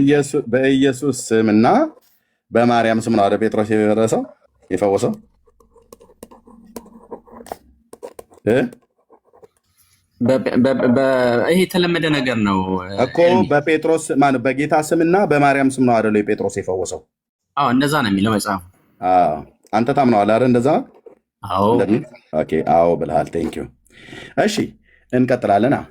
ሐዋርያት ሥራ መጽሐፍ ምዕራፍ 4 ቁጥር 12 ላይ ይሄ የተባረከ ጴጥሮስ የሚለውን ምን እንደሚል ሄደን እንዴ ኑፋቄ እኮ ነው ያደረገው ጴጥሮስ። እልም ያለ ኑፋቄ ሆኗል ማለት ነው በእናንተ አስተምሮት መሰረት። አላለም። ተው ቆይ ወንድም አለም የማይገናኙ ነገሮች አታገናኝ ወንድም አለም ዶክተር እንደው በመድኃኒዓለም እሺ ያው ሚዩት አድርገህ ይሰማል። ቆይ ሚዩት አታርገው፣ ክፍት አድርገው። ኮንቨርሴሽን ነው የምናደርገው ግን ክፍት አድርገው። ሰማኝ አይደለም? ልጨርስና አሁን በኢየሱስ ስምም በማርያምም ስም ነው። አንደኛ በህቡ የፈወሰው ብለህ አልከኝ። ህቡ አለመሆኑን በታምረ ማርያም ላይ ያሳየው በግልጥ ነው። ማርያም ጴጥሮስን አዛው የሞተችዋ ማርያም ጴጥሮስን ተነስታ ሁሉ ታነጋግረዋለች ማለት ነው። በዚህ እናንተ አስተምሮት ማለት ነው የሙታንን ድምፅ ይሰማል ማለት ነው ጴጥሮስ። ይሄ አምላክ የእግዚአብሔርን ድምፅ ሳይሆን የሞተን ሰው ሁሉ ጭምር ያወራል እያላችሁን ነው። ገራሚ እኮ ነው። እሺ በማን ስም ነው የፈወሰው ብለን ስንል ጴጥሮስ በጌታ በኢየሱስ ስም አለ። ራይት። በማርያም ስም አለ። በመጽሐፍ ቅዱስ ኤክስ። በኦርቶዶክስ ግን ራይት ብለው ያሉትን አሁን ቀጥታ በማርያም ስም እና በኢየሱስ ስም በሽተኛን ፈውሷል እያለችን ነው ኦርቶዶክስ ኑፋቂዋን ስትዘራ። ይሄን ቃል በማን ነው የምናርመው? የሆነ ፓስተር ጠርቻውን ይሄ ነገር እንዴት ነው ምናምን ነገር ማለት አለብኝ አልልም። ታዲያ ቀጥታ ቅዱስ ጴጥሮስ ያለው እናያለን። በሐዋርያት ሥራ መጽሐፍ ምዕራፍ 3 ላይ ነው ታሪኩ የሚጀምረው። በቤተ መቅደስ ስለተደረገው ስለ ሽባው ሰው እግዚአብሔር በእጆቻቸው ያደረገውን በክርስቶስ ኢየሱስ ስም ያንን ሽባ ሰው እንዴት እግዚአብሔር እንደፈወሰው ኢየሱስም እንዴት እንዳጸናው ብሎ ይናገራል ጴጥሮስ። በዚህም ክፍል ላይ ምን አላቸው? ተፈተው ወደ ህዝቡ፣ ወደ ሸንጎ፣ ወደ አለቆች እና ወደ ሽማግሌዎቹ ማለት ነው። በነጋውም አለቆች፣ ሽማግሌዎች፣ ጸሐፍቶች፣ ሊቀ ካህናቱ ሐናና ቀያፋ፣ ዮሐንስና እስክንድሮስም ሊቀ ካህናቱም ዘመዶች የነበሩት ሁሉ በኢየሩሳሌም ተሰበሰቡ ይላል። ያንን ሽባውን ሰው ሐዋርያት ሥራ መጽሐፍ ምዕራፍ 3 ላይ ጴጥሮስና ዮሐንስ በጌታ በኢየሱስ ክርስቶስም ተነሳና ቁም ብለው ባሉበት ጊዜ ማለት ነው ተሰበሰቡ። አየው፣ ኢየሱስ ያደረገው ላይ ስብሰባ ይቀመጣሉ። ኢየሱስ ያደረገው ላይ ከጫፍ እስከ ጫፍ ነው የሚረኝ፣ ከኢየሩሳሌም እስከ ኢትዮጵያ የሚንጫጩት ማለት ነው። ኢየሱስ ያደረገው ከተባለ ለምን እንዴት ማለት እመቤታችን ሳትገባበት ነው የሚሉት። እና ተሰበሰቡ። እነሱ መካከል አቁመው በምን ኃይል ወይም በማን ስልጣን ይህንን አደረጋችሁ ብለው ጠየቋቸው። ጥሩ ጥያቄ ነው። በማን ኃይል ነው ያደረጋችሁት ይህን ነገር? ይህን ሽባ ሰውዬ እኛ እኮ ሳንቲም እየሰጠኑ ነበር በቤተ መቅደስ በር ላይ ቁጭ ብሎ እንዲለምን ያደረግነው እኮ። በማን ስም ነው ያደረግከው? ጴጥሮስ ተናገር። አንተ ሳፍን የምትይዘው ዮሐንስ ቢሆን በማን ስም ነው? በምን ስልጣን ይህን ያደረጋችሁት? ቤተ መቅደስ ላይ መታችሁ እኛ እንደዚህ አይነት ነገር አይተን ሰምተን ማለት እኮ። በማን ኃይል ነው እንደዚህ ያደረጋችሁት? ሽባው ሰውዬ ተፈውሷል፣ አብሯቸው ቤተ መቅደስ ገብቷል። በማን ኃይል ነው ያደረጋችሁት? ተናገሩ። በዚያን ጊዜ ጴጥሮስ መንፈስ ቅዱስንም ተሞልቶ ሃሌሉያ እንዲህ አላቸው፣ እናንተ የሕዝብ አለቆችና ሽማግሌዎች እኛ ዛሬ ለድዊው ሰው ስለተደረገው መልካም ስራ ይህንም በምን እንደዳነ ብንመረምር በምን እንደዳነ ብትጠይቁን ብንመረምር ምንነግራችሁ እናንተ በሰቀላችሁት እግዚአብሔርም ከሙታን ባስነሳው በናዝሬቱ በኢየሱስ ክርስቶስ ስምና በእናቱ በቅድስት ድንግል ማርያም ስም አይልም። አይ እንደዛ እንድትለው ካላል አትበሉ። እዚህ ታዲያ ይሄንን ዝባዝንኬ ጽፋችሁ አትበሉ። ፕሊዝ ልጨርስ ዶክተር ልጨርስ ዶክተር ልጨርስ። የፈለኩትን ማለት እችላለሁ። የፈለኩትን እያስገባው ማንበብ እችላለሁ። አይልም ትላለህ አንተ። እንደዛ እየከፈትክ እንድትል ነው። አውቄ ነው ማነበው እንደዛ እያስገባው። ኦኬ እናንተ በሰቀላችኋቸው በእናትና በልጁ ኤርሚ እኔ ይህን አልሰማም። ምክንያቱም እኔ ነኝ እያነበብኩ ያለሁት። ዶክተር ለምን እንደምትረብሸኝ አንብቤ እሰጣለሁ። እኔ እግዚአብሔርን ቃል የማነበው አይደለም። እዚህ በእናትና በልጁ ብላችሁ ስትሉ ቅድም አምነዋለሁ አዎ አልከኝ። አሁን እኔ እግዚአብሔር ቃል ላይ የማርያምን ስም ያልገባውን አስገብቼ ሳነብ ለምን ትቃወመኛለህ? እዚህ አባቶች አስገብተው ታምነዋለሁ ብዬ ስለ አዎ ብለኸኛል። በኢየሱስም በማርያም ስም አዎ ብለህ ዶክተር ፕሊዝ በመድኃኒዓለም ልጨርስና ልስጥህ ዶክተር ፕሊዝ። እንዴ ይኸውላችሁ ልብ በሉ ዶክተር፣ እዚህ ጋር ቅድም በኢየሱስ ስምና በማርያም ስም ጴጥሮስ ፈወሰ ብሎ የሚለውን ታምነዋለህ ብዬ ስለው አዎና እንዴታ ብሎ አለኝ። አሁን እኔ እዚህ ጋር ታዲያ የማርያምን የኢየሱስ ስም አስገብቼ ባነብ ምን ችግር አለ? በኦርቶዶክስ ልማድ አለ ነው አይደለም? ልማድ አላቸው። ተረጋጋ። እኔ አልሆንኩም። ሚዩት አድርገው ዶክተር ቴንኪው እሰጥሃለሁ። እኔ አልተናደርኩም። እስካሁን ጥሩ ነው የመጣ ነው። እኔ አልተናደርኩም። በተረታችሁ ላይ ቢያናድደኝም ይኸው ተረትህን እኮ አንተ አምነዋለሁ አሜን ብለሃል። እኔ አሁን እዚህ እያወራ ያለው እኮ ሚዩት አድርጌያለሁ። ፕሊስ ዶክተርዬ ፕሊስ በጌታ እዚህ ታምረ ማርያም ላይ እንደዚህ ተጽፎ ያለውን አልቀበልም። እንደዚህ አይባልም፣ ነውር ነው። አላልከኝም። አዎ አምነዋለሁ በኢየሱስ ስምም በማርያምም ስም ነው ጴጥሮስ የፈወሰው ብዬ ስለ አዎና እንዴታ ምን ችግር አለው? ልትነጣጥሩ ምናምን ነገር ብሎ የሚል አይነት እንድምታ ያለው ነገር ተናገርክ። እኔ አሁን ታዲያ እዚህ ጋር መጽሐፍ ቅዱስ ላይ አውቄ ኦርቶዶክስ እንደጻፈችው አውቄ አስገብቼ ባነብ ምን ችግር አለ? እናንተ እኮ በመጽሐፍ ቅዱስ ውስጥ እኮ ስርዋጽ አስገብተው እንግዳ ነገርን እንግዳ ቃልን አስገብተው እኮ ማንበብና ማመን እኮ ልማዳችሁ ነው። ስለዚህ ላንበብበትና እሰጥሃለሁ። በጣም ኢምፖርታንት ጥያቄ ነው የጠየቀው። ሁለት ቁጥር ነው የቀረኝ። ፕሊዝ የራሳችሁ መጽሐፍት ብሎ የሚለው ነው። እኔ መጽሐፍ ቅዱስ ውስጥ አስገብቼ ያነበብኩት ግን እያረምከኝ ነው። አይልም ብለሃል። የእግዚአብሔር ቃል ላይ አይልም፣ እዚህ ግን ይላል። እዚህ ያለውን የእግዚአብሔር ቃል የማይለውን እዚህ ታምናለህ። እዚህ ግን የእግዚአብሔር ቃል ላይ የሌለውን ላነብስን ትከላከላለህ። ጥሩ እኮ ነው መከላከልህ። የእግዚአብሔር ቃል ያልተጻፈ ነገር አትጨምር እያልከኝ ነው ኤርሚያስ። አልጨመርኩም። እኔ አውቄ ነው በኦርቶዶክስ ትምህርት መሰረት ስርዋጽ ያስገባሁት። የኢየሱስ ስምም የማርያምም ስም ነው የፈወሰው ብዬ ማለት ነው። በኢየሱስ ክርስቶስ ስም ነው የሚለው ጴጥሮስ ነው ያለው ደግሞ እና በማርያም ስም ብሎ የሚለውን ከኦርቶዶክስ ወስጄ ብጨምር ምን ክፋት አለ? አንተን ሊያስቆጣ አይገባም። እኔን ነበር እንደውም ሊያስቆጣኝ የሚገባው። እኔ ግን አውቄ ነው የጨመርኩትኝ። ስለዚህ ላንብብበት። በኢየሱስ ክርስቶስ ስም የምቆጣው እኔ ለምን እንደምቆጣው ፕሊዝ ዶክተር ፕሊዝ፣ በመድኃኒዓለም ለምን ትቆጣለህ አንተ? የእግዚአብሔር ቃል የሌለን አምነህ የተጻፈውን ቤተክርስቲያን የጨመረችውን አዎ አምነዋለሁ ብለህ ካልከኝ በኋላ እዚህ ጋር ተጨምረ አልተጨመረ ምን አንተ ምን ጉዳይ ነው? ተው እንጂ ተመሳሳይ ታሪኮች እኮ አይደሉም፣ የተለያዩ ታሪኮች ናቸው። ናው እዚህ ጋር ለሽባው ሰው ነው የተደረገው ፈውስ፣ እዚህ ደግሞ እጁ ለተቆረጠ ሰውዬ ነው አዳነ። ማነው? እዚህም ጴጥሮስ ነው፣ እዚህም ጴጥሮስ ነው። ይኸው ጴጥሮስም ይላል። ይኸው ጴጥሮስም በዚያን ጊዜ ጴጥሮስም መንፈስ ቅዱስም ተሞልቶ ይላል። እዚህ ደግሞ ምናልባት ጠላ ሊሞላ ይችላል። በእናንተ አስተምሮት ያወጣላ ኤርሚ አሁን እንትን ነው እያልክ ያለኸው። ልጨርስበት አይደለም፣ አትጨምር። በቃ ሌላ ነገር አትናገር። እዚህም ጴጥሮስ ነው፣ እዚህም ጴጥሮስ ነው። እዚህም ጴጥሮስ የእጁ የተቆረጠውን ሰውዬ ፈወሰ ነው ብላችሁ አላችሁት። እዚህ ደግሞ ጴጥሮስ ሽባውን ሰው ፈወሰው ነው ተብሎ የተባለው። የፈወሰው ግን ጴጥሮስ በማን ስም ነው ይላል? እናንተ በሰቀላችሁት አለ ያ የተባረከ ሐዋርያ የእኛ አባት የጴንጤዎቹ አባት ይሄ ነው። ከሙታን ባስነሳው በናዝሬቱ በኢየሱስ ክርስቶስ ስም ሌላ ጭማሪ የለም። የማንንም ስም አልጨመረም። በኢየሱስ ክርስቶስም ይህንን ደና ሆኖ በፊታችሁ እንደቆመ ለእናንተ ለሁላችሁ ለእስራኤል ሕዝብ ሁሉ የታወቀ ይሁን አለ። 4 ነጥብ።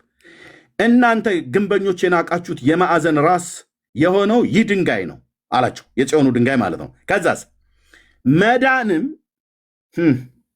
የኦርቶዶክስ ተረቷን ሊያፈርሰው ጴጥሮስ የሚናገረውን መዳንም በሌላ በማንም የለም ጴጥሮስ ነው የሚለው። ልብ በሉ። እንድንበት ዘንድ የሚገባን ለሰዎች የተሰጠ ስም ከሰማይ በታች ሌላ የለምና ብሎ ጴጥሮስ ዘጋው። አሁን ለዶክተር የምጠይቀው ጴጥሮስ መዳንም በሌላ በማንም የለም ብሎ ሽባውን ያዳነበት ሰው የኢየሱስ ስም መሆኑን አጽንኦ ሰጥቶ ተናግሯል። በእናቱም ስም በማርያምም ስም ብሎ አላለም። ኬታ አምጥታችሁ ነው እናንተ በጌታ በኢየሱስ ክርስቶስ ስምና በማርያም ስም ጴጥሮስ እጁ የተቆረጠውን ሰው ፈወሰው ብሎ የሚለውን ታምነዋለህ ብዬ ስለ አዎ ብለህ ያልከኝ ኬታ አምጥተህ ነው? ዶክተር ያንተ ነው ተራው። እሺ አመሰግናለሁ። አሁን ታሪኮቹ ተመሳሳይ ታሪኮች ሆነው ታምረ ማርያሙ ላይ ሌላ መጽሐፍ ቅዱሱ ላይ ሌላ ቢጻፍ ኖሮ አንተ የምትለው ነገር ትክክል ነው የሚሆነው። እነዚህ የተለያዩ ነገሮች ናቸው። ታምረ ማርያሙ እያወራ እኔ እኮ ጣልቃ እየገባሁብህ አይደለም አይነበረው ዶክተር ማነው አዳነ ሚዩት አድርገው አዴ እኔ የተለያዩ ስቶሪዎች በተለያየ መንገድ ናሬት ተደርገዋል። እዚህ ጋር በኢየሱስ ክርስቶስ ስም በእናቱም በድንግል ማርያም ስም ብሎ ፈውሶታል ይላል። አለቀ። ታምረ ማርያም ላይ እንደዛ ተጽፏል። ታሪኩ ሌላ ነው። እዚህ ጋር ያለው ደግሞ የሐዋርያት ሥራ ታሪክ ነው። በጌታ በኢየሱስ ክርስቶስ ስም ይላል። ልንድንበት ዘንድ የሚገባ ከሰማይ በታች ሌላ ስም የለም፣ እሱም ኢየሱስ ክርስቶስ ነው። ይህም እኮ በኦርቶዶክስ መጽሐፍ ቅዱስ ያለ ነው። እኔም የማምነው ነው። ቤተክርስቲያንም የምትለው ነው። አዲስ ነገር አይደለም። አሁን ይሄኛውን የመጽሐፍ ቅዱሱን ስቶሪ ያንተ እውነት እንደሆነ ኦውን አታርገው። የእኛም እውነት ነው። እኛም እንደዛ ነው የምንለው። የታምረ ማርያሙ ላይ ያለው ስቶሪ ደግሞ ለብቻው የተቀመጠ ነው። ጴጥሮስ እዛ ጋር እንደዚህ ብሎ ጸለየ ተብሎ ለምን ተጻፈ? ለምን የሚለውን እኔ መልስ የለኝም፣ ግን ተጽፏል። ታምረ ማርያም ላይ ያለ ተጽፏል። ከመጀመሪያ ዋና ኦሪጂናል ሀሳባችን ጋር አይገናኝም። ሳይዶ እየሄድን ነው እያወራን ያለ ነው። ችግር የለውም። እያልን ያለ ነው ግን ምንድነው የሐዋርያት ሥራ ላይ የተቀመጠው ታሪክ በኢየሱስ ክርስቶስ ስም የሚለው ትክክል ነው። ምንም ጥያቄ የለበትም። ሌላም አይሆን ነገር ልትጨምርበት ስትል ኖ አይልም እንደዛ ብዬ የተከራከርኩ ቤተክርስቲያኔ እንደዛ እንደማይል ስላስተማረችኝ ነው። ይህን ያስተማረችኝ ኦርቶዶክስ ናት። ለዛ ነው ኖ አይልም ያልኩ። ዝም ብዬ በግል ፍላጎት አይደለም። ኦርቶዶክስም እንደዛ ስለምትል ማለት ነው። ስለዚህ ኦርቶዶክስ ይሄንን የሐዋርያት ሥራን እንደዚሁ አድርጋ እንደምትረዳው ማመን አለብህ። እኔም ከዛ ነው የተማርኩት፣ የተከራከርኩም በዛ ነው። ስለዚህ እዚህ ላይ አዲስ ነገር አልጨምርልኝም። ታምረ ማርያሙ ላይ ለምን እንደዛ አለ? አይ ዶንት ኖ ለምን እንደዛ አለ ግን ብሏል። ኢምፖርታንት ነው ወይ? ያን ያህል ትልቅ ነገር ሆኖ አይታየኝም። ሆነስትሊ ለምን መሰለ? ጻድቅን በጻድቁ ስም የሚቀበል የጻድቁን ዋጋ ይወስዳል የሚል የጌታችን የኢየሱስ ክርስቶስ ቃል አለ። በጻድቁ ስም ይላል። ሌላም ቦታ ላይ አለ። በክርስቶስ ስም ጉዳይ ላይ አይ ቲንክ ስቶሪውን ካላዛባሁት ሐዋርያት ሥራ ምዕራፍ 19 ላይ ይመስለኛል በጳውሎስ በሚሰብከው በኢየሱስ ክርስቶስ ስም እያሉ ለማውጣት ሲሞክሩ መናፍስት ጳውሎስን አውቀዋለሁ ኢየሱስንም አውቀዋለሁ እናንተ ማን ናችሁ ብሎ መቷቸው ይላል። እና እነሱም ያሉት ኢየሱስ ክርስቶስ ብቻውን አልጠቀሱትም፣ ጳውሎስ በሚሰብከው ብለው የጳውሎስንም ሜንሽን አድርገውበታል። ከዛ ግን መንፈስ ጳውሎስን አውቃለሁ ኢየሱስንም አውቃለሁ እናንተ ማን ናችሁ ብሎ እነሱን ነው የመታቸው። ኢየሱስንም አውቀዋለሁ ብቻ አላላቸውም፣ ጳውሎስም አውቀዋለሁ ብሏቸዋል። ያልተጠየቅከውን እኮ ነው ታዲያ ዶክተር የምታወራው። ተመሳሳይ ነው። አሁን አንተ ምንድነው ምን ነው ተመሳሳይ? እዛ አጋንንት ለማስወጣት ቆይ እዛ የማያምኑትን የአስቄዋ ልጆች የጠሩትን ጳውሎስ በሚጠራው ስም ብለው ሲሉ ጳውሎስ ጌታን አምኖትበት ነው የሚጠራው። የአስቄዋ ልጆች ግን ጌታን አያምኑትም። እነሱ አይሁዳውያን ናቸው። ኦኬ ገና ወደ ጌታ እንኳን አልመጡም። አሁን እኔ እየጠየኩ ያለሁት መጽሐፍ ቅዱስ ላይ ጴጥሮስ በጌታ በኢየሱስ ስም ብሎ ሽባውን ፈውሰውታል። እግዚአብሔር በእጃቸው ይህንን ፈውስ አድርጓል። የተገለጠ ነው በአይሁድ ሕዝብ ፊት በመጽሐፍ ቅዱስም ላይ የተጻፈ እውነት ነው። እዚህ የስጋ ፈውስን የተደረገው ሽባውን ሰው እግሩ ከመወለዱ ጀምሮ ሽባ ሆኖ የነበረው ሰው ነው። በጌታ በኢየሱስ ክርስቶስ ሜዳ ነው። ተነሳና ቁም፣ ብድግ ብለህ ቁም አለው፣ ቆመ ይላል። እዚህ ደግሞ በእናንተ ታሪክ ውስጥ ታውፊያን የሚባል ሰው የማርያምን እጅ ሸንኮሩን አልጋዋን ሲነካ ተቆረጠና ወደቀ። ከዛ ተቆርጦ ሲወድቅ አንተ ቅድም ምንድን ነው ያልከኝ? በህቡ ነው የተመለሰለት ብለህ አልከኝ። በህቡ አለመሆኑን ታምረ ማርያም ጠቅሼ በግልጥ ማለት ልዩ በሆነ ታምር ነው፣ ሚስጥራዊ በሆነ ታምር ነው። ልዩ የሆነ ሚስጥራዊ ታምር እኮ ይኸው እዚህ ታምረ ማርያም ላይ እኮ ተገለጠ። ህቡ ብሎ ያለው ድብቅ ብሎ ያልከው ልዩ የሆነው የተፈወሰበት ስም የተባለው ህቡነታችሁ ይህን ስም አይደለም ህቡ ያደርጋችሁት። ይኸው አንደኛ በጌታ በኢየሱስ ክርስቶስ ስም አለ። ቀጥሎስ አምላክን ወለደች፣ በድንጋሌ ሥጋ በድንጋሌ ነፍስ በጸናች ክብርት እመቤታችን ስም እንደ ቀድሞ ተመለስ አለ። ያን ጊዜ ዳነ አሉ። ጴጥሮስ በስንት ስም ነው የጸለየው ነው እያላችሁ ያላችሁት እናንተ? በሁለት ስም፣ በፈጣሪና በፍጡር ስም ማለት ነው። የምንፍቅናችሁ እኮ ጥግ እኮ ነው የሚያሳየው። ቆይ ልብ ብለህ ስማኝ። ይሄንን በምን እንመዝነው ብለን ስንል ሐዋርያት ሥራ መጽሐፍ ምዕራፍ 4 ቁጥር 12 ላይ ቅዱስ ጴጥሮስን ሄደን ስናይ በጌታ በኢየሱስ ክርስቶስ ብቻውን ሽባውን የፈወሱት። ይኸው ጴጥሮስ ግን በእናንተ ትርክት ውስጥ ታውፊያንን በማርያም በጌታ ስምና በማርያም ስም ፈወሰ ነው ብላችሁ ምትሉን፣ ይሄ ትክክል አይደለም። ኤክስ ነው የምንላችሁ። በማርያም ስም ጴጥሮስ አልፈወሰም፣ ሊፈውስም አይችልም። የኦርቶዶክስ የዘመናት ክደቷና ነውሯ ሚስጥር እያለች የኖረችበትን ነገር አደባባይ ላይ እንደዚህ አሰጠዋለሁ ማለት ነው። ይሄንን ትርክት ለዘላለም አንቀበልም። ይሄ የተረገመ ነው። ቅዱስ ጴጥሮስም አላደረገም። ካደረገም ማድረግ የነበረበት የሐዋርያት ሥራ መጽሐፍ ምዕራፍ 4 ቁጥር 12 ላይ በጻፈው መሰረት ራሱ በተናገረው መሰረት መዳንም በሌላ በማንም የለም ብሎ ባለው ቃል መሰረት ሐዋርያቱ በየሄዱበት ቦታ ሁሉ ተአምራትን ያደርጉት የነበረው በጌታ በኢየሱስ ስም እንጂ በማርያም ስም አንድም ቦታ ላይ አላደረጉም። አንድም ቦታ ላይ ቅድም እንደውም የጀመርከው አለ ከቶማስ እጅ ምንድነው ሰፍነጉን ሰጥታው ያንን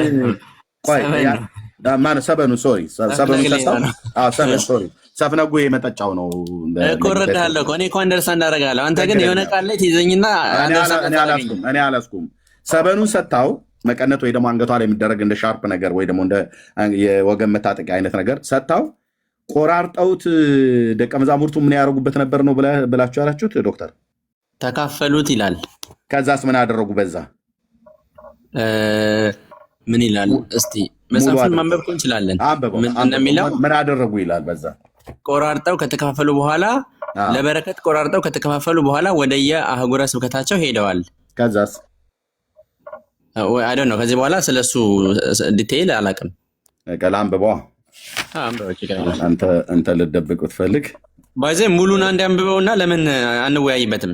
ኖ ችግር የለውም ነው ወይ ቆይ ሌላም ደግሞ ላሳይ ማለት ነው። ኦኬ ዮሐንስ መግነዟ እንደተሳለመ የቶማስ አስከሬኑን ሸኙ።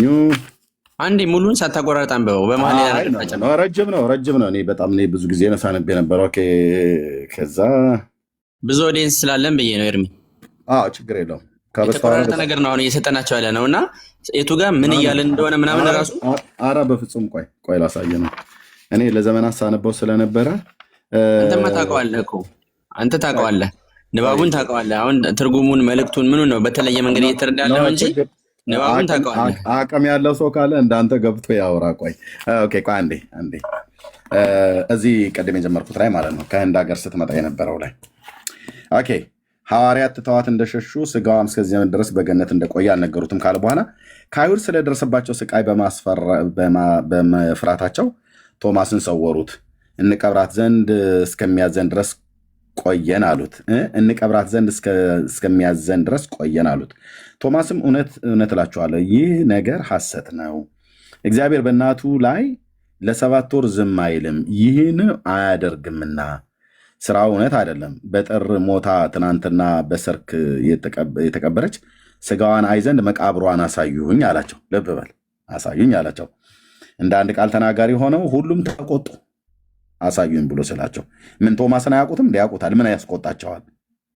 እሱ ከአይሁድ ተርታ ከሚቃወሙ ተርታ አይደለም፣ የጌታ ሐዋርያ መሆኑን ያውቁታል። ግን ተቆጡት ይላል። ለነገርኩህ ጊዜው አሁን 9:43 ነው። እኔ ጋር እና ልጨርስ ሌላው ተርሰውና በኋላ ታብራራለኛለህ። ልጨርስ እየጨረስኩ ነው የሚሄደው። ሁሉም ተቆጡ ይላል። በእኛ ላይ እስከ መቼ ትታበያለህ አሉት። ምን ታበየ?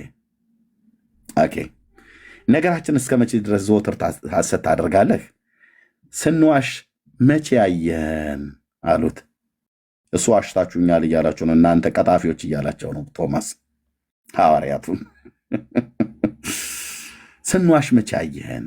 ሐሰት እንዳትናገር ስተው የሰማኑን እውነት የሰው ልብ እንዳይደገም ታዘን፣ አንተ ግን ዘወትር እውነትን ትጠላታለህ አትቀበላትም አሉ። ቶማስ እውነትን ይጠላል። ባይዘው በኦርቶዶክስ በክርስቶስ ምክንያት ነው። ፕሊስ ዶክተር ቶማስ ሐዋርያው በኢትዮጵያ ኦርቶዶክስ ተዋሕዶ ቤተክርስቲያን የተረገመ የተጠላ ሐሰትን የሚወድ የእውነት ወዳጅ ያልሆነ ቤተክርስቲያኒቱ ናቸው ያለችው። ልብ በሉ። ለዚህ ነው ዶክተር በየመካከል የሚገባብኝ። ላንብበው ነሐሴ ዘወርሃ ነሐሴ ድርሳነ ማርያም ፕሊስ ዶክተር ላንብበው። መጽሐፉን ብቻ አንብበው። እሺ የራስን ነገር ጨምር። ላንብበው ዶክተር፣ እያነበብኩት ነው። ላንብበው። እችን ያረጀች ቤተክርስቲያን የሰራዊት ጌታ እግዚአብሔር ተሐድሷን የሚያመጣው በእኔ በኩል ነው። ልብ በል። እልቅ ስማ፣ አንብበው አታውቅም። የማታውቀው ነገር የምትነግረኝ ስነግር ግን በየመካከል አትግባ። አንተም በየመሃሉ ያልተጻፈውን አጨምር። ያነበብኩትን ነው። ቤተክርስቲያኒቱ ምን እያለች ሐዋርያው ላይ እንደምትናገር የዚህን ያህል ልክ ሐዋርያውን እናንተ ጠልታችሁት ትውልድ እንዲጠላው ታደርጉታላችሁ። ቅዱስ ቶማስን ማለት ነው። እኛ አልጠላነውም። ዝም ብለህ አንብበው። ሐዋርያቱ ፕሊስ ሚዩት አድርገውና መጽሐፉን ዝም ፕሊስ እስካሁን ድረስ አንብበሃል አይደል? ሚዩት አድርግና ስማኝ በለ ፕሊስ። እንዴ አይደለም የእግዚአብሔርን አይደለም ቶማስን አይደለም ጴንጤን ቶማስን እንኳን ራሱ እኮ እንዲሰደብ እንዲጠላ እኮ እያደረጋችሁ ነው በእኛ መካከል። ኦኬ ልብ ብለህ ስማ። ኦኬ እስከ መቼ ዘወትር እውነትን ትጠላታለህ አትቀበላትም አላሉትም፣ አይሉትምም። በጌታ የተመረጠ ሐዋርያ ነው ቶማስ። ከሱ ጴጥሮስ ከሱ በልቶ ቶማስን እንደዚህ አይለው፣ በፍጹም አይለው። ኢየሱስ እንኳን ጌታዬ አላለውም። አሳየኝ ትታሩም ብሎ ሲለው አላለውም። ያለማመናቸውን ጥንካሬያቸውን ነቅፎ ተናግሯቸው ግን አላለውም። ናና ኢኔ ያለው አላለውም። አልዓዛርን ከሙታን ለአልዓዛርን ያስነሳ ከሙታን ተለይቶ በፊት በተነሳ ጊዜ አንተ ግን ካልዳሰስኩ አላምንም አለህ። መብቱ ነው። ታዲያ መብቱ ነው። ጌታውን ያለው አላምንም አለ እና እንደዚህ በማለቱ ጌታ ኢየሱስ ክርስቶስ አንተ ማታመን ከሃዲ ሁለተኛ ከኔ ጋር ዕድል የለህም አለው? አላለውም። አልህ ይላሉ ይበላ ብሎ እንኳን ብሎ ቢል ሲጀምር ተረት ነው ኦርቶዶክስ የምትዋሸው። ግን አላለም ብሎ እንኳን ብሎ ቢል ይበል ጌታውን ያለው። እሺ ታዲያ ባሳየው ሳ ላይ ጌታዬና አምላኬ ብሎ ድፍት ብሎ አልሰገደለትም? ሰግዶለታል። ኦኬ እርሱም ስለ ቸርነቱ ብዛት ወደ እጽዋቱ ገብቶ በፊቱ ቆም አለ። ታዲያ ደግ እሰይ እና እንዲዳስሰው ማለት ነው። ትዳስሰውም ዘንድ ፈቀደልህ። ደግ አረገ። ታዲያ እሰይ አበጀ። ኢየሱስም አበጀ፣ ቶማስም አበጀ። ቶማስን ለመስደብ ኦርቶዶክስ የምትሄድበትን ርቀት የለኝ ፈቀደ። ከድፍረት ብዛት የተነሳ ወደ እሳተ መለኮት ጎንን ጣቶችን ትጨምር ዘንድ ጨከንህ፣ ደፈራሉ። ውሸት እሳተ መለኮት የሚባል ነገር የለም። የጌታ ስጋ ነው ያስገባው። ወደ እሳተ መለኮት ጣትህን ትጨምር ዘንድ ውሸት ወደ ጌታ ስጋ ነው የጨመረው። ኦኬ ደፈር ጨከን።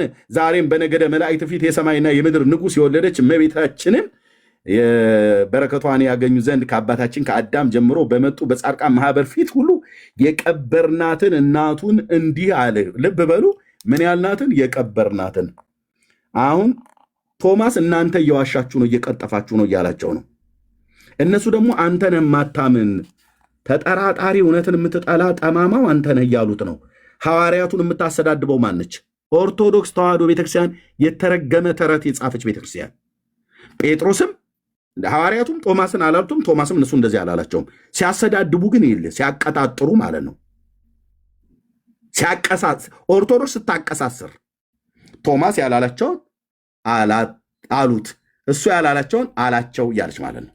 ቀበርናት፣ እናቱንም እንዲህ አልህ አሉት። ዛሬም በድኗን እናሳይህ ዘንድ አሁኑኑ ና አሉት። 4 ነጥብ ዘግተው አሁኑኑ ና በድኗን እናሳይህ ዘንድ፣ ነገር ግን ከዛሬ ጀምሮ አሉት ከኛ ተለይ።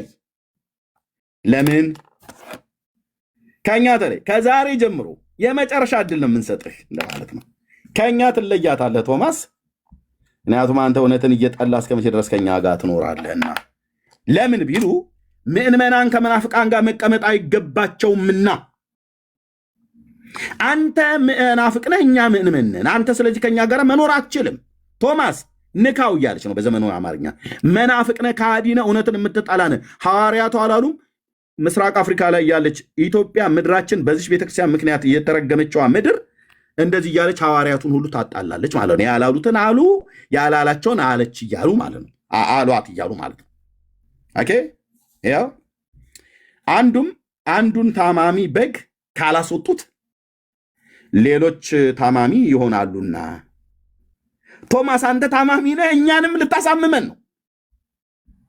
ስለዚህ መውጣት ነው ያለብህ አንተ። እናሳያለን ዛሬ ጉድጓዷን ቆፍረን ባይዘ ቅድም በህቡ በድብቅ ምናምን ነገር ወረዳ አይደል? አይቆምም፣ ፊቴ አይቆም ስልህ ቶማስ ሆይ አንተ ጠላት ነህ አሉት። አንተ ቶማስ አንተ ጠላት ነህ አሉት። ጠላት ስለሆንክ ከኛ ተለይ። ጠላት ስለሆንክ እውነት አይገባህም። ጠላት ስለሆንክ መናፍቃን ከምዕመን ጋር መቀመጥ አይገባውምና ከዛሬ ጀምሮ ከኛ ተለይ። ከሐዋርያቱ ማህበር ቆርጠን አውጥተናል፣ ኤክስኮሙኒኬት አድርገናል። አንተ መናፍቅ ነህና እኛ ምዕመን ነንና፣ አንተ እውነትን ትጠላለህ፣ እኛ ደግሞ ከእውነት ወገን ነንና ውጣ ሂድ ብለው አሉ። ሐዋርያቱን እያቀሳሰረች ስታሰዳድብ ይልኝ። ከዛ አሉት። ጴጥሮስም ይህን ብሎ ተነሳ፣ የእመቤታችን ማርያምን መቃብር መቆፈር ጀመረ ይላል። እንዴ ቀደም ዶክተር ለምን ወረድክ ታዲያ? ለምን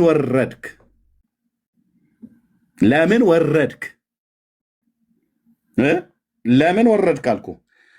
ፓትርያርኩ ብፁዕ አቡነ ማትያስ ቢመጡ አስኬማቸውን ከላያቸው ላይ ያስወርዳሉ፣ ከጭንቅላታቸው ላይ ማለት ነው። ብለው ጮኸው ነው የሚወጡት እዚህ ቤት። ምን ጉድ ነህ?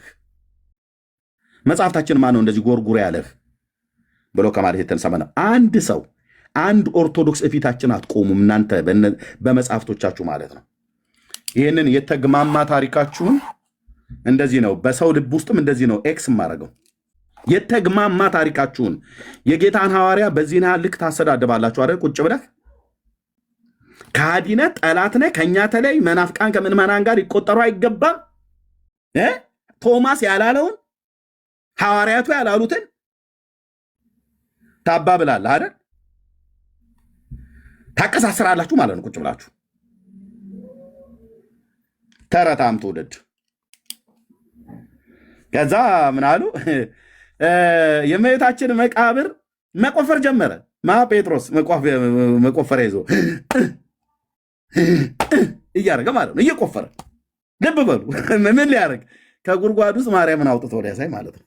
ቢቆፍሩ እየተቀባበሉ እነ ማቴዎስ ላበላቦ ነው። እስኪ ያንን የውሃ ጆጉ አስጠኝ ሲል ጠጣ። በጣም ቁፋሮ በዝቷል እያሉ ማለት ነው። ኦርቶዶክስ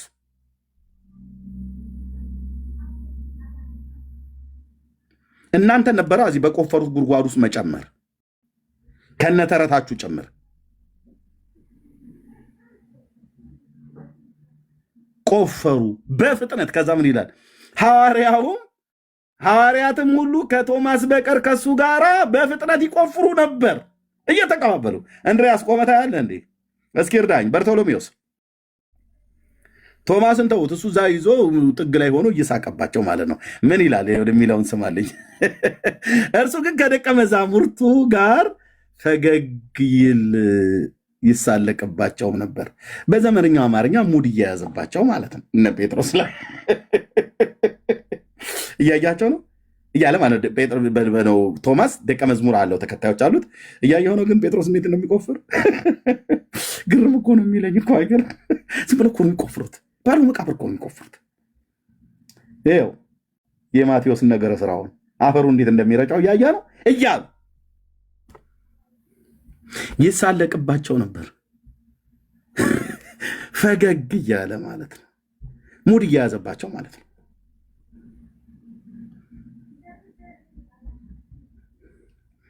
ኦርቶዶክስ ተረታዊት ቤተክርስቲያን የጻፈችው 72ቱም አርድእት በዚያ ነበሩ። ቆመው ነበር 72ቱ አርድእት ሁሉ፣ እነሱ ሁሉ ጭምር አብረው ፈገግ ይላሉ፣ ይስቃሉ። እነ ጴጥሮስ ላበላብ ይሆናሉ፣ ይቆፍራሉ። ማቴዎስ ይቆፍራል፣ በርቶሎሜዎስ ይቆፍራል፣ ታዲዮስ ይቆፍራል፣ እንድሪያስ ይቆፍራል። እነኚህ ግን ይስቃሉ።